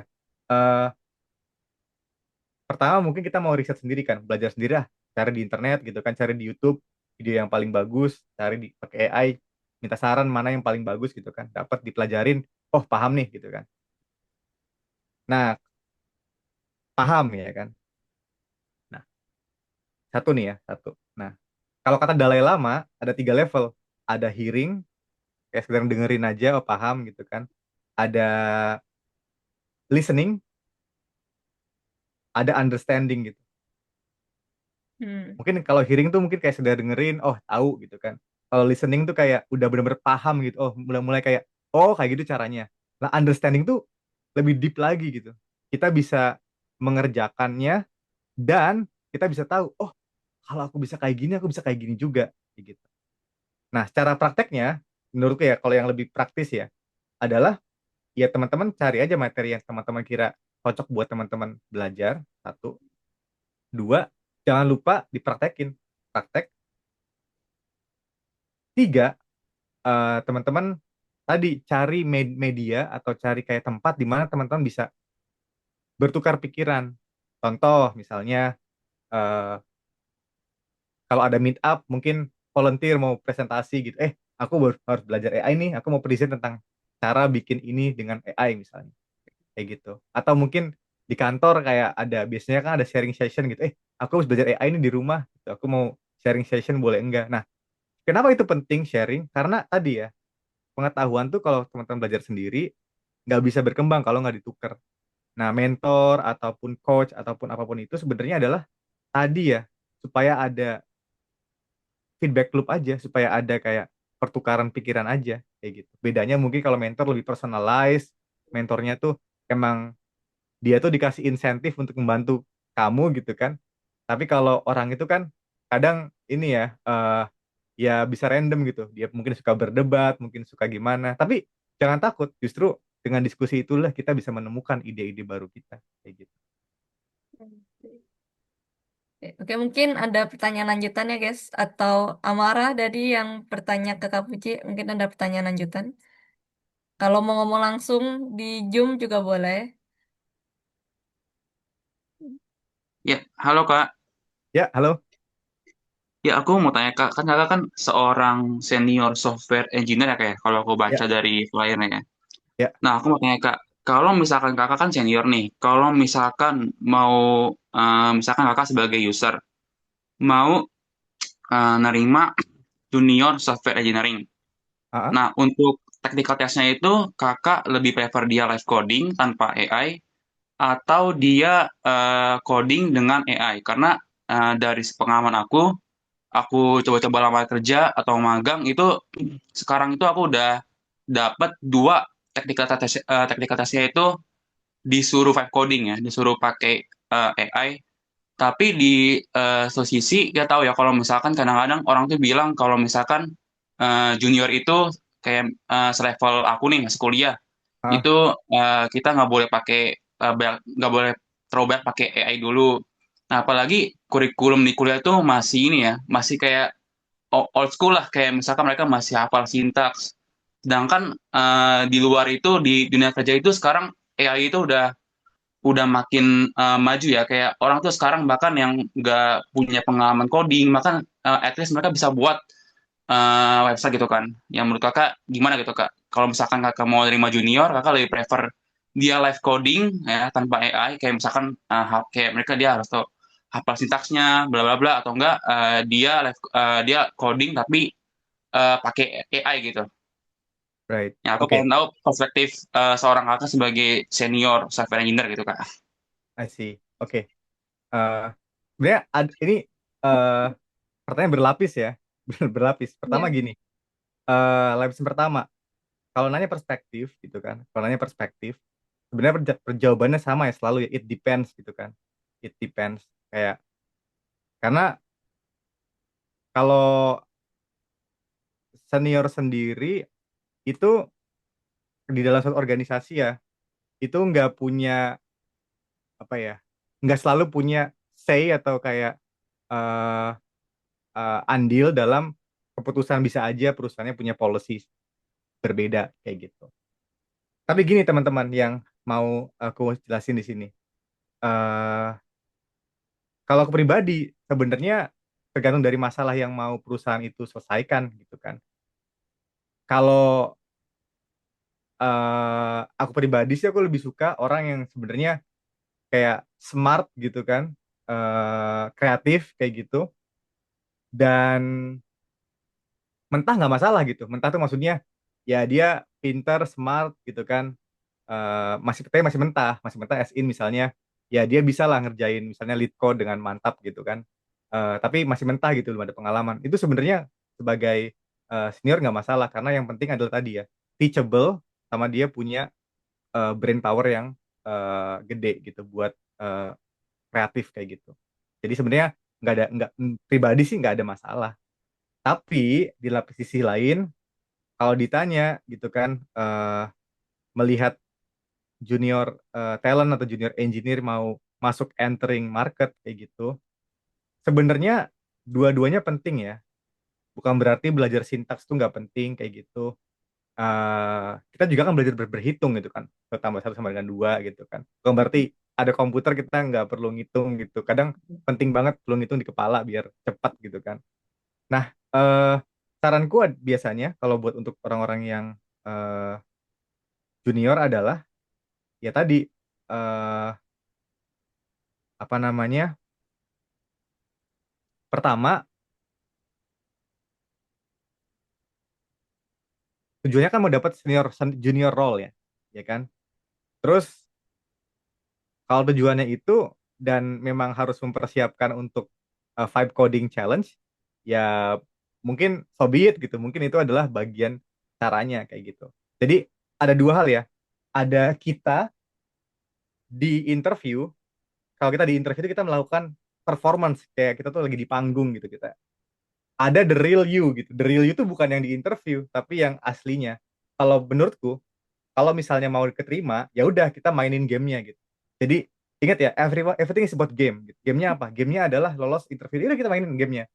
Nah, nanti kita tinggal cari, kita coba cari cara aja. Oke, gimana caranya kita bisa menang di game ini, di game vibe coding interview kayak gitu. Nah, dari sana kita coba cari, oh, sebagai vibe coding interview ada beberapa aspek misalnya. Pertama, ada sense of good design kayak gitu. Oke, kalau kita mau ada sense of good design berarti kita harus belajar lah apa sih pattern-pattern di luar sana yang kita bisa pelajari. Mungkin teman-teman bisa belajar misalnya tentang design pattern gitu. Jadi ada beberapa masalah-masalah yang udah di solve dengan design pattern gitu. Nanti kita bisa bilang AI-nya, AI pas bikin ini kamu coba deh pakai design pattern ABC misalnya kayak gitu. Nah, jadi kita mainin gamenya aja. Cuma biar mainin gamenya menang, kita cari cara gitu. Kira-kira apa ya yang bikin orang tuh bagus tadi ya, sense of good design, terus kayak cara prompting yang bagus gitu kan. Kemudian juga hal-hal yang basic seperti kayak nyari requirement juga penting. Jadi biasanya kalau di kayak gini, tanya dulu dong gitu kan requirementnya apa gitu kan mau bikin apa. Terus dari situ kita coba coba ngedesain di kepala kita. Oh iya, aku mau bikin kayak gini, terus nanti bakal bikin beberapa eh, layer gitu kan. Habis itu bikin beberapa design pattern, kemudian kita coba suruh AI-nya implement semuanya dan harus jalan in the end kayak gitu. Nah, jadi mainin game itu. Dan kalau misal ternyata gamenya tuh bukan vibe coding tapi kayak lead code ataupun sistem desain interview, ya so be it, kita siapin aja. Tapi yang penting adalah gimana caranya di dalam interview itu kita punya edge. Kita punya ibaratnya apa edge itu? Bahasa Indonesianya. Punya keunggulan lah, ya, punya keunggulan gitu, punya tajam gitu, edge gitu kan supaya tajam dan dapat kayak gitu. Jadi kayak gitu ya. Kalau masalah gamenya itu semua game tuh bisa dimenangin sebenarnya. Tapi kalau masalah diri kita pribadi, kalau kita udah menang gamenya, udah diterima kerjaannya, ya udah di sana kita baru develop the real you gitu. Kamu mau jadi apa sih sebenarnya? Mau jadi engineer yang kayak gimana? Nah, itu jawabannya nggak bisa dari aku dong, dari pribadi kayak gitu. Kira-kira kalian mau jadi engineer yang kayak gimana gitu? Misalnya ada engineer yang mungkin aspirasinya I don't know, mungkin dia pengen dalam di AI atau dalam di topik tertentu atau mungkin dia mau jadi manager as possible. Nah, itu semua punya game yang berbeda kayak gitu. Jadi the whole thing is about game. Jadi gimana cara kita menangin gamenya. Tapi kalau uh, tipsku buat semua teman-teman yang masih baru mau masuk, pikirin aja kira-kira gimana cara menang game ini. Jadi jangan langsung kerjain ya, tapi pikir kira-kira gimana cara biar menangin game ini. Kayak gitu. Kadang orang lupa kalau semua tuh game, tapi main gamenya tapi nggak tahu caranya. Nah, baca dulu instruksinya gitu kan. Oh, apa nih? Habis ada instruksinya, cari cara buat kita punya edge gitu, punya keunggulan kayak gitu. I see. Nggak tahu Oh, menjawab nggak nih oke. kira-kira? Atau ada follow up question? Hmm, oke sih, Kak. Soalnya aku kadang-kadang ini juga apa sih kadang-kadang apa ya? Kayak misalkan senior itu bilang kalau junior itu nggak boleh pakai AI, harus waktunya belajar itu kadang-kadang kayak ngerasa janggal gitu kan. Apalagi kadang-kadang di kampus gitu kan kayak misalkan coding ya terlalu apa ya terlalu old school gitu kan kayak coding di kertas yang menurut aku nggak di zaman AI ini menurut aku nggak perlu gitu kalau menurut aku sih ya. Ya, ya balik ke gamenya nggak sih? Gamenya di kampus adalah getting good grades dan ya bedain game sama real world ya. Itu game Iya. kayak gitu. It's just game kayak gitu. Jadi aku nih kalau aku gini ya, aku misalnya di kampus nih, ya apa ya belajarnya mungkin cuma sampai 7 gitu. Tapi di pribadi mungkin belajar sampai 11 kayak gitu sih. Mm-mm. Jadi kayak gitu. Bedanya sama game sama sama real world sama game kayak gitu sih. Jadi saranku eh, bagus buat teman-teman yang masih muda buat cari cara gimana sih kayak the new generation of engineer pakai AI. Itu penting banget, tapi fundamental juga penting kayak gitu. Tapi bukan berarti fundamental tuh kayak ngoding di atas kertas, itu kan emang gamenya kampus aja kayak gitu. Kayak gitu ya. Jadi Oke deh Kak. bedain aja Ah, mana yang game, mana yang asli gitu sih. oke oke. Thank you Kak. Ya, ya. Contoh terakhir. Misalnya gini, AI itu nggak bisa jadi replacement buat understanding. Maksudnya gini, misalnya gini, tadi siapa namanya nanya? David, namanya David. David. David misalnya gini, David misalnya bisa bikin sesuatu yang kompleks, let's say operating system, tapi pakai AI. Bukan berarti David paham AI. Bukan berarti David paham operating system. Bener nggak? Hmm. Kayak gitu kan? Ada misalnya orang random, bukan programmer, bukan engineer, bisa bikin website. Bukan berarti dia paham gimana cara HTTP, DNS, dan bla bla bla works gitu kan. Jadi AI ini bukan replacement terhadap understanding kayak gitu. Kalau tujuannya getting done, so be it pakai AI. Tapi kalau tujuannya adalah understanding, nah itu mungkin gamenya lain. Gamenya adalah ya kita harus pahami apa sih cara kerjanya kayak gitu. Mungkin David ada Oke deh Kak. lanjutan? Kalau di kan kakak kan kerja di Microsoft ya Kak, di Big Hah? Tech Company ya. Nah kalau di sana sendiri tuh kalau misalkan mau masuk ke sana itu dia interviewnya itu ketika saya itu pakai AI atau nggak boleh pakai AI Kak? Oke, tergantung ya. Jadi aku sekarang selain kerja, aku juga ngebantu teman-teman di luar sana ini kan ya, interview gitu di US, di Europe juga. Balik lagi ke tergantung ke perusahaan-perusahaannya. Kadang-kadang juga aku interview cuma buat for fun aja, kayak apply, interview biar tahu aja gitu, up to date aja gitu. Ntar terima nggak terima nggak peduli, yang penting iseng aja Iya kayak iya. gitu. Ah, Nah, sama-sama Kak. tapi tujuannya gini, eh sebenarnya nggak begitu ngaruh ya sebenarnya. Tapi gini, trennya begini. Perusahaan-perusahaan yang besar dia itu rely on standardized test. Kenapa? Karena scalable. Artinya repeatable, scalable, dan hasilnya orang yang berkualitas.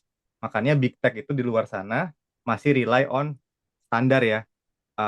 Algo coding interview gitu kan, data structure sama algorithm, habis itu sistem design, habis itu kayak ada behavioral dan lain-lain kayak gitu. Kayak standar. Kenapa? Ada dua alasan standar. Pertama, dia itu tadi ya standardized and scalable. Alasan kedua adalah itu tuh sangat egaliter. Egaliter tuh artinya semua orang, kalau kamu pun nggak kuliah gitu bisa melakukan itu, orang bisa masuk kayak gitu. Artinya egaliter, kayak artinya kayak semua orang tuh sama asalkan memang bisa mengerjakan itu kayak gitu, regardless kayak educationnya dan lain-lain kayak gitu. Nah itu dua alasan yang ngebuat big tech selalu pakai ini.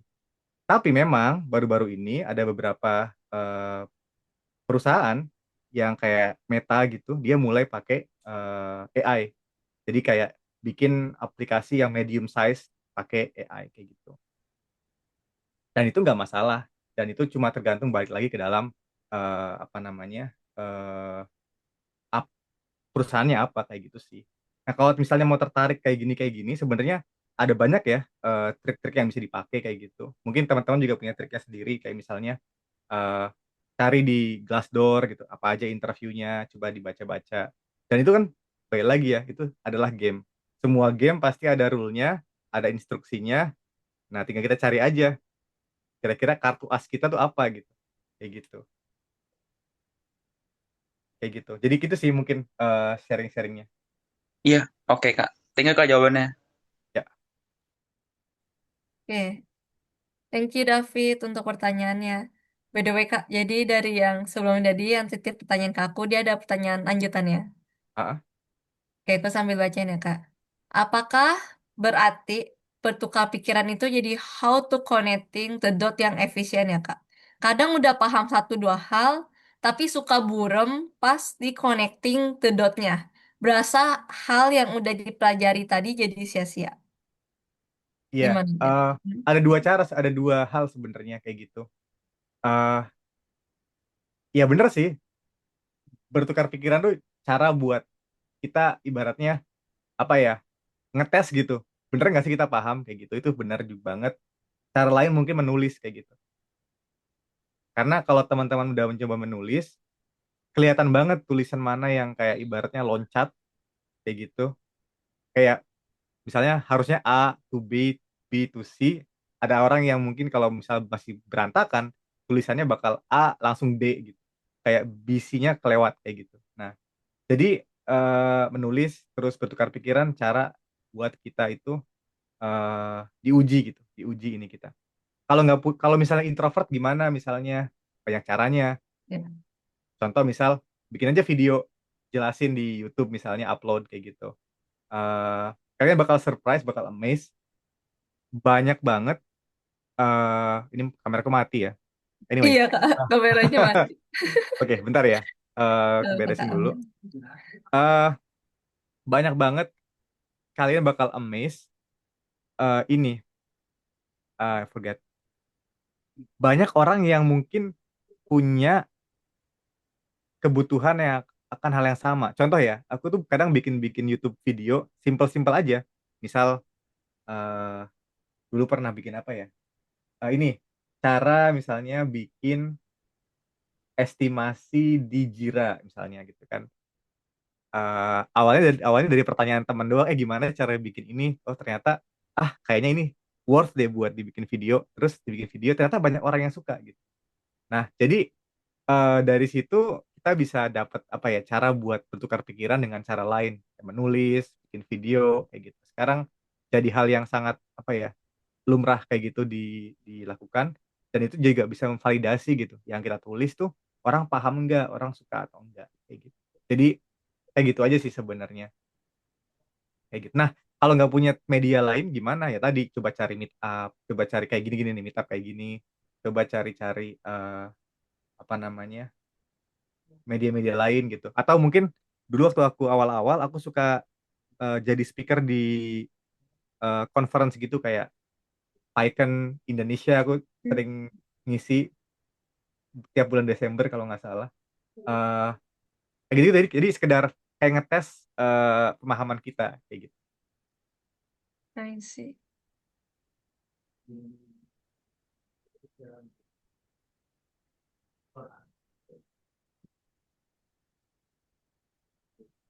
Supaya ininya deh. Ini kayaknya agak agak blur yang ini. Oke, ada pertanyaan lagi? Baik-baik. Berarti cara untuk berbicara itu juga salah satu connecting the dot ya Kak? eh iya kan kan manusia tuh Mm. eh pada saat kita ngomong kan itu ibaratnya sel-sel di kepala kita banyak ya. Kayak satu buat ngomong, satu buat mikir, satu buat kayak ngecek gitu bener nggak yang kita omongin gitu. Nah, Hmm. perbanyak aja kayak kalau misalnya ada kesempatan presentasi di kantor, ambil kayak gitu. I Ada see. Kalau nggak ada kesempatan ya bikin kesempatannya sendiri kayak gitu sih, macam-macam kayak gitu. I see. Jadi boleh banget ya Kak. Nextnya nih yang sudah bertanya-tanya di sini jadi speaker artifisial berikutnya. Iya, boleh-boleh banget dong, harus kayak gitu, kayak gitu. Itu Yes. eh, apa namanya, eh, komunitas yang bagus kayak gitu dong, harus ada yang bertukar gitu. I see. Oke, oke, oke. Ini ada, boleh Hmm? di share nggak yang mungkin yang student mungkin bisa angkat tangan gitu, Boleh mungkin yang student angkat tangan. atau kayak clap gitu atau gimana?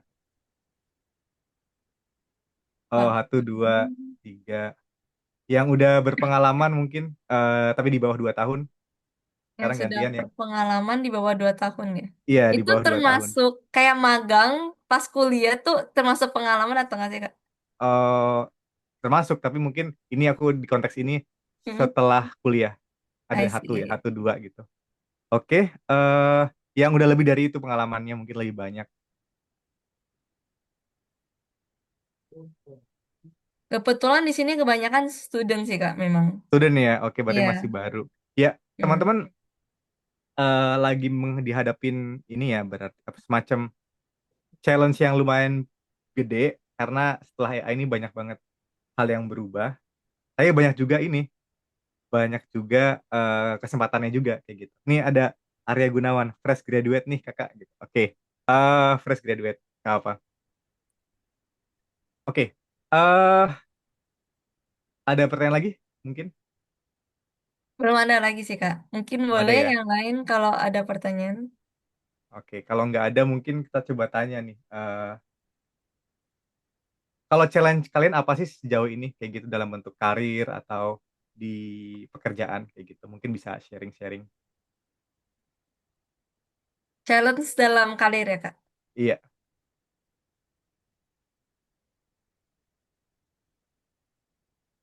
Jujur aku baru mulai magang. Heeh. Em, Mungkin boleh nih Kak Arya Gunawan sharing karena kebetulan fresh graduate ya. Gimana ke Arya nih ininya challenge-nya sebagai fresh graduate?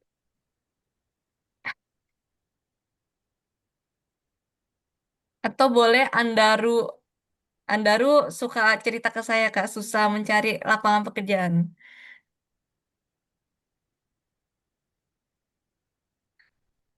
Diem, jangan bongkar-bongkar. Gimana challenge-nya di mana? Challenge-nya di mana? Lebih spesifiknya. Apakah cari lowongannya kah? Apakah lolos eh, apa namanya screening CV-nya atau apa yang paling challenging?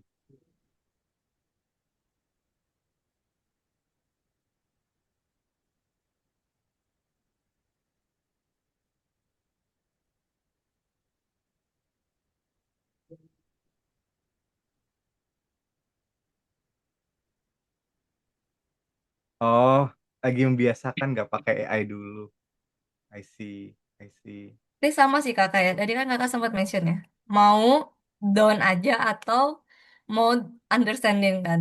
Nah, Iya. karena kebiasa di kuliahan ada deadline-nya. Jadi tuh Aha, kebanyakan mahasiswa otaknya tuh getting down aja gitu kan kak. Terus aha, pas udah mulai kerja beneran baru nyadar kayak, oh ya ya, ternyata sama ini pakai AI itu jangan buat getting down doang. Nggak nyampe titik ke understanding-nya itu. iya. Hmm. Sebenarnya AI itu bukan hal yang baru ya teman-teman ya. Dulu Hmm. waktu kita kuliah, misalnya dulu ada apa namanya lupa dulu tuh. Kalau buku tuh ada apa ya? Kalau kunci kunci jawaban tau nggak? Kunci jawaban, kunci jawaban dulu. Apa contekan? Oh, Brandy Nah, ya, contoh saya kan ingat. ada namanya tuh ada buku tapi kita download udah kunci jawabannya gitu. Apa kak? Tidak tahu saya. Ini Oh, Andrew enggak nih. ya. Dulu Kata Andrew brand nih. bukan Brandly dia anak-anak zaman sekarang Gen Z. Tapi kalau zaman dulu namanya tuh solution manual ya, Solman, Solman. Jadi dulu tuh ya, kalau anak-anak kampus tuh kalau lagi susah, buka Solmannya aja kayak gitu, solution manual kayak gitu. Nah, terus kerjain kelar gitu. Itu AI juga sama sebenarnya kan. Nah, karena dosen-dosen kita dapatnya dari Solman gitu soal-soalnya gitu. Nah, shortcut kan. Jadi shortcut itu bukan hal baru ya dari ada AI nggak ada AI selalu ada shortcut. Cuma permasalahannya apa yang kita lakukan terhadap shortcut itu mau dipakai terus atau mau kita pakai secara pintar gitu, secara cerdas kayak gitu sih. Kan Solman tuh jadi gini guys, semua hal di dunia ini pasti ada fungsi keduanya gitu. Aku sering cerita kita beli buku ya, fungsi pertama buat dibaca, fungsi kedua buat Mm-mm. ganjel laptop, fungsi ketiga bisa buat pamer nih gue baca buku ini gitu kan. Mm-mm. Nah, sama kayak tadi AI bisa dipakai buat getting done, bisa dipakai buat understanding, bisa juga kayak Solman tadi ya, solusi manual, bisa dipakai buat nyontek, bisa dipakai buat apa namanya, understanding gitu. Oh, aku ngerjain gini, Solmannya kayak gitu, mana yang benar gitu kan. Kayak gitu sih. I see, Tapi I mau see. penasaran nih, ini kan membiasakan diri untuk tidak pakai AI, otak jadi jarang berpikir. Nah, ini kan simptom ya, Hmm. simptomnya bukan bukan akar masalahnya gitu. Nah, sebenarnya challenge-nya tuh apa? Itu mungkin jadi bahasan yang menarik gitu buat dibahas nanti nanti kayak gitu. Tolong boleh ya di-spill Andaru.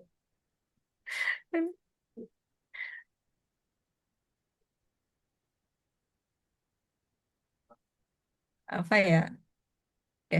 Kak Denis juga singkat aku, Kak Denis udah berapa ada pengalaman kerja ya? Udah lulus. tahun lalu singku. Aha, Ya aha. Kak Denis, Tadi Arya, ada yang Andaro. angkat tangan juga sih tadi kayaknya. Mm-mm. Oke, tapi kalau nggak ada nggak apa-apa. Jadi Mm-mm. apa namanya, feel free buat kontak-kontak aja kalau ada pertanyaan kayak gitu. Nggak ada juga nggak apa-apa. eh Apa ya? Semoga sukses gitu di karirnya masing-masing. Apa nih? Challenge-nya di komunikasi dengan usernya karena masih di startup jadi jarang. Atau kan agak pusing bagi waktunya. Komunikasi dengan usernya. Ini saat saat apa nih? Saat saat bekerjanya atau saat user kayak hiring gitu, kayak kayak lagi cari kerjanya gitu. Oh, sudah divisi lain gitu. Oh, I see. Oke, ini di pekerjaan ya. Ya, itu selalu jadi masalah sih. Ini masalah klasik ya. Jadi teman-teman kalau misalnya eh, apa namanya eh, kerja terus kayak ngerasain, oh kok ini eh, nggak enak banget nih orang-orangnya gitu. Trust me, itu bakal terus terjadi di perusahaan manapun kayak gitu. Karena itu kadang cuma memang mungkin ya ada juga sih yang kronik yang udah emang masalah banget gitu.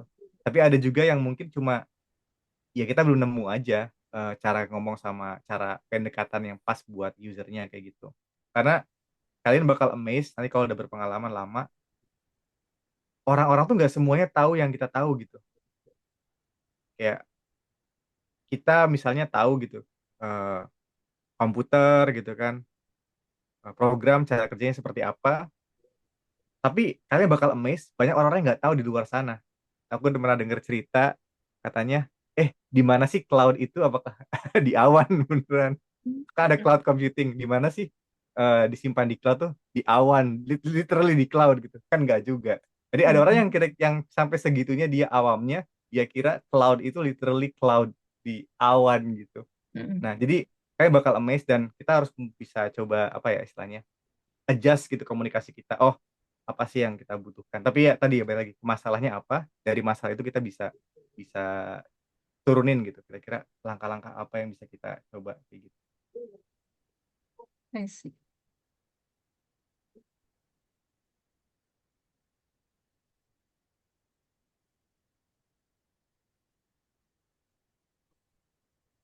Nah, relate banget nih Kak. Kebetulan kan Kakak kuliahnya juga bukan tech ya? Iya. Dari background tech dan saat ini lintas jurusan ke arah tech. Enggak, kalau aku sebenarnya aku engineering ya. Jadi udah Hmm. tahu semua gitu sebenarnya. eh Tahu kalau kalau kata orang Amerika STEM kayak gitu. Mm-mm. Eh Kalau ini non tech ya. Belajarnya apa emang dulunya? Mas atau Kak ini Foundra.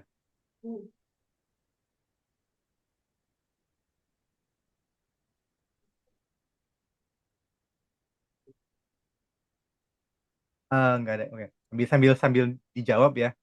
Sederhananya em, sederhananya balik lagi ke market yang mau kita enter gitu.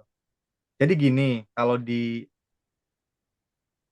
eh, kalau di Indonesia gitu kan kita di Asia ya, masuk kayak misalnya aku juga sempat dengar juga kayak di Korea misalnya itu sangat hierarkikal, status base gitu. Kalau kita lulusan top tier bakal ya dibukain pintunya kayak gitu kan. I think dimanapun juga gitu sih, di banyak tempat kayak gitu. Jadi eh, itu kayak gitu. Tapi ada good newsnya. Good newsnya tuh tech itu adalah salah satu pekerjaan yang sangat egaliter. Egaliter itu artinya semua tuh boleh kayak gitu. Pada dasarnya ya, pada prinsipnya ya. Pada prakteknya, baik lagi ke perusahaan apa yang kita targetin, kemana kayak gitu. Tapi kalau teman-teman targetin misalnya tech company yang besar, itu lagi-lagi cuma masalah dua. Masalah narasi dan juga CV-nya. Yang kedua adalah masalah networking kayak gitu. Jadi kalau with the right networking and the right apa namanya narasi di resumenya itu bakal mungkin banget buat dibukakan pintu buat interview di big tech kayak gitu sih. I see. interview technical di bidang software engineer, sharing-sharing tips-tipsnya. Eh banyak tipsnya, tapi kalau kurang spesifik agak susah sih jelasinnya. Kayak gitu. Kalau interview kan bisa coding interview, bisa eh, sistem design, bisa behavioral. Nah, tiap-tiap interview itu punya gamenya sendiri. Nah, itu perlu perlu dieksplisitin mana yang mau dibahas kayak gitu. Kemudian sebelumnya di arah perkantoran begitu Kak, tapi sebetulnya suka banget sama komputer dan sekarang mau nempuh ke arah data. Saranku sih kalau mau switch karir gitu, teman-teman nggak perlu kayak gimana ya? Ya boleh-boleh aja kayak bikin drastic change kayak langsung pindah total gitu, kayak banting setir. Tapi saranku pakai pakai strategi barbel. Barbel tuh kayak gini. Jadi 80% di yang aman-aman aja ya di pekerjaan yang sekarang udah berpengalaman, 20% coba di eh, invest waktu dan tenaganya ke potensi menjadi tech-nya. Contoh, kalau misalnya tadi di perkantoran gitu, mungkin cari area di kantornya atau di mananya yang bisa mengaplikasikan teknologi. Kalau pakai data, pakai Python, atau mau bikin data visualization. Ada banyak banget role yang gradient, kayak apa ya, namanya pekerjaan kan ada yang tech banget, engineer, ada yang misalnya bisnis ya. Ada gradiennya, ada banyak di sini. Ada banyak banget gradasinya, tinggal pilih aja yang kira-kira deket sama skill yang udah dimiliki kayak gitu. Karena apa? Kalau teman-teman udah punya skill di sana, teman-teman punya edge kayak gitu, punya ibaratnya keunggulan kayak gitu. Oke, nextnya eh kayak gitu. Ada lagi nggak nih? Gitu. Kita tadi area kurang detail ya bagian interview jenis apa kayak gitu.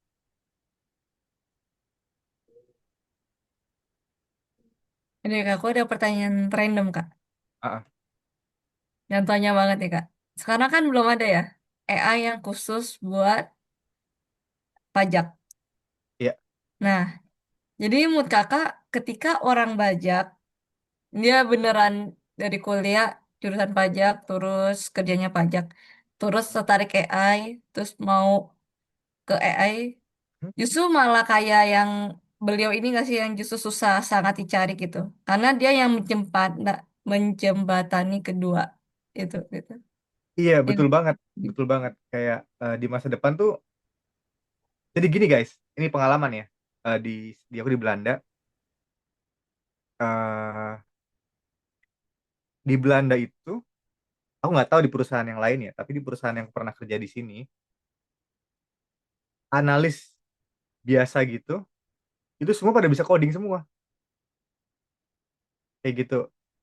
Jadi pekerjaan yang kita engineer tuh yang spesifik kayak pekerjaan yang tidak bisa dilakukan tadi oleh para analis. Analisnya bisa pakai Python, bisa bikin script yang custom, bisa macem-macem deh. Bahkan kita punya kayak tools untuk si non technya ini, analisnya ini ngebikin otomasi mereka sendiri gitu. Jadi mereka nulis nulis script, mereka otomasiin sendiri, independent of tech kayak gitu. Nah, di negara-negara maju kayak gini udah kayak gini.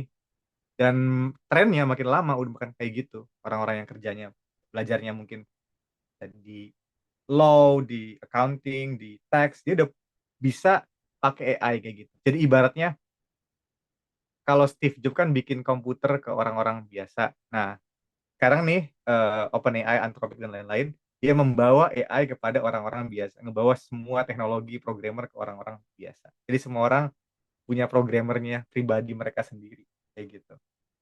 Nah, dan yang tadi yang kata Agnes tadi, yang punya domain knowledge bakal mahal, kayak gitu.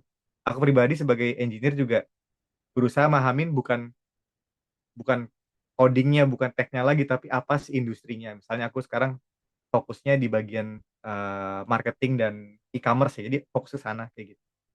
AI-nya sebenarnya atau teknologinya pendukung aja kayak gitu. Oke, udah mau di ujung diskusi kita nih kayaknya. Iya, pertanyaan terakhir sih Kak, pertanyaan terakhir. Aha.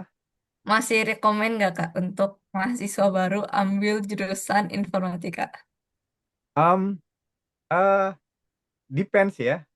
Kalau aku sih kalau mau belajar belajar yang sesulit-sulitnya gitu. Jadi kalau misalnya belajar yang kalau boleh saran ya, ambil yang sesulit-sulitnya kayak gitu. Apa deh pekerjaan yang pelajaran yang sulit kayak gitu. I see. Misalnya aku beruntung karena aku belajar teknik fisika, kita belajar yang sesulit-sulitnya kayak gitu. Kita belajar eh, ibarat nih ya, dari gimana silikon itu dibuat, di etching menjadi semikonduktor, menjadi transistor, menjadi komputer, komputer akhirnya dipakai sama kita semuanya, kita belajar dari ujung ke ujung semua. Nah, kenapa? Karena ada research nih ya. Jadi gini nih, ini mahal banget ya pelajaran ini. Jadi gini, ilmu itu yang paling sering dipakai adalah ilmu yang dia tuh punya paralel kayak gitu. Contoh nih, eh, aksi reaksi, aksi reaksi, aksi reaksi ini ya berlaku di fisika, berlaku di ilmu psikologi, berlaku di ilmu ekonomi. Nah, kalau tiga-tiganya itu dia punya paralel, artinya bisa diaplikasikan. Artinya apa? Sebenarnya belajar apa aja tuh eh, nggak begitu ngaruh karena pada ujung-ujungnya bakal ada paralel gitu, ada kesamaan gitu. Contoh nih ya, misalnya hukum Newton. Hukum Newton bilang apa namanya? For every reaction there is always opposite and equal reaction. Gitu. Mm. Nah, orang fisika tahu aksi reaksi dari Newton. Padahal di sisi lain, orang-orang yang mungkin social science gitu, tahu kalau misal apa ya, pentingnya menyapa orang gitu. Kayak misalnya gini, kalau aku nyapa orang di jalan, paling buruknya apa? Ya, Paling disapa balik. enggak, itu paling paling bagusnya. Paling Oh, itu buruknya paling apa em, ini orang gitu kan ya, orang aneh gitu kan. Paling itu kan. ya Takacu gitu ya. Iya, iya. Sinis, sinis. Ya. Ya, itu namanya opposite reaction. Tapi kan bisa bisa equal reaction juga kayak sama balik. Orang bisa dari Newton kayak gitu. Nah, poin yang mau aku bilang adalah sebenarnya eh apa ya tadi ya, selalu ada paralel gitu. Kalau kita belajar yang paling sulit, yakin deh nanti bakal ada paralel di ilmu-ilmu lainnya kayak gitu sih. I Jadi see. selalu ada kesamaan kayak gitu. Dan ciri-cirinya ilmu yang ibaratnya universal tuh tadi ya, yang ilmu yang oh ada juga ya di ilmu ini, oh ada juga di ilmu ini kayak gitu, patternnya Mm-mm. kayak gitu. Jadi itu sih. Jadi menurutku kalau jurusan balik ke passionnya masing-masing, nggak paksa. Tapi saranku belajar yang sesuai sulitnya kayak gitu. Maksudnya gimana? Ya kalau mau masuk ke yang seni misalnya, coba belajar at the world class gitu. Gimana, apa sih yang kira-kira world class performer tuh kayak gimana? Kayak gitu. Kalau belajarnya misalnya accounting, tax, kira-kira apa yang paling sulit-sulitnya di bidang bidang itu dipelajarin kayak gitu. Yang paling mendasarnya, yang paling eh, praktisnya kayak gitu. Jadi depth itu penting banget, dalam dan apa ya? Tadi ya kita mencapai sampai paham banget kayak gitu sih. Bidangnya bisa macam-macam. I see, I see. Apa nih ya? Di, di jenis juga ada. Sudah merasakan itu belajar. Iya, jadi kita diajarin Hmm. eh apa ya? Kita diajar terakhir mungkin ya, kita diajarin supaya Hmm. ini sih jadi tahu banyak hal kayak gitu. Jadi kita udah biasa lah gitu sama hal yang ribet. Tapi kalau dari UGM lebih ribet lagi karena dosen kita sangat killer kayak gitu. Oke, oke. Oke, baik. Mungkin udah selesai ya teman-teman. Thank you so much Kak Puji udah bersedia menjadi speaker dan sharing-sharing knowledge ke kita semua. Dan juga terima kasih kepada teman-teman semua yang udah hadir. Mungkin boleh ya kita dokumentasi dulu sebelum bubar. Ya, Ya, ya. boleh ya. Boleh dibantu nggak ya Kak Firman buat dilepas sematannya biar rame-rame. Oh, nggak bisa muncul ini. FaceTime aja deh. Thank you Kak. Oke, boleh teman-teman yang sedang tidak berhalangan untuk buka kamera kali Kak Puji akan kenal dengan wajah kalian terus kayak ah terus tiba-tiba ada lowongan lain gitu minta Kak Puji tolong dong nyariin talent. Terus dia kayak inget muka kalian bisa banget kan. Iya, Iya. iya. Oke maaf ya Kak random. Oke, paling biar gak lama-lama aku foto sekarang ya. Aku hitung Oke. dari 3, 2, 1. Iya. Oke. Mungkin sekali lagi ya, dengan gaya. Tiga, dua, sorry sebentar. Tiga, dua, satu. Oke, mantap. Terima kasih Oke, banyak Kak Puji juga semua teman-teman yang udah hadir. Kalau ada pertanyaan boleh banget kan ya, chat ya linkin Kak Puji. boleh boleh chat aja. Oke, baik, mungkin sampai situ saja. Terima kasih semua. Selamat malam. Thank you. Thank you. Thank you semua.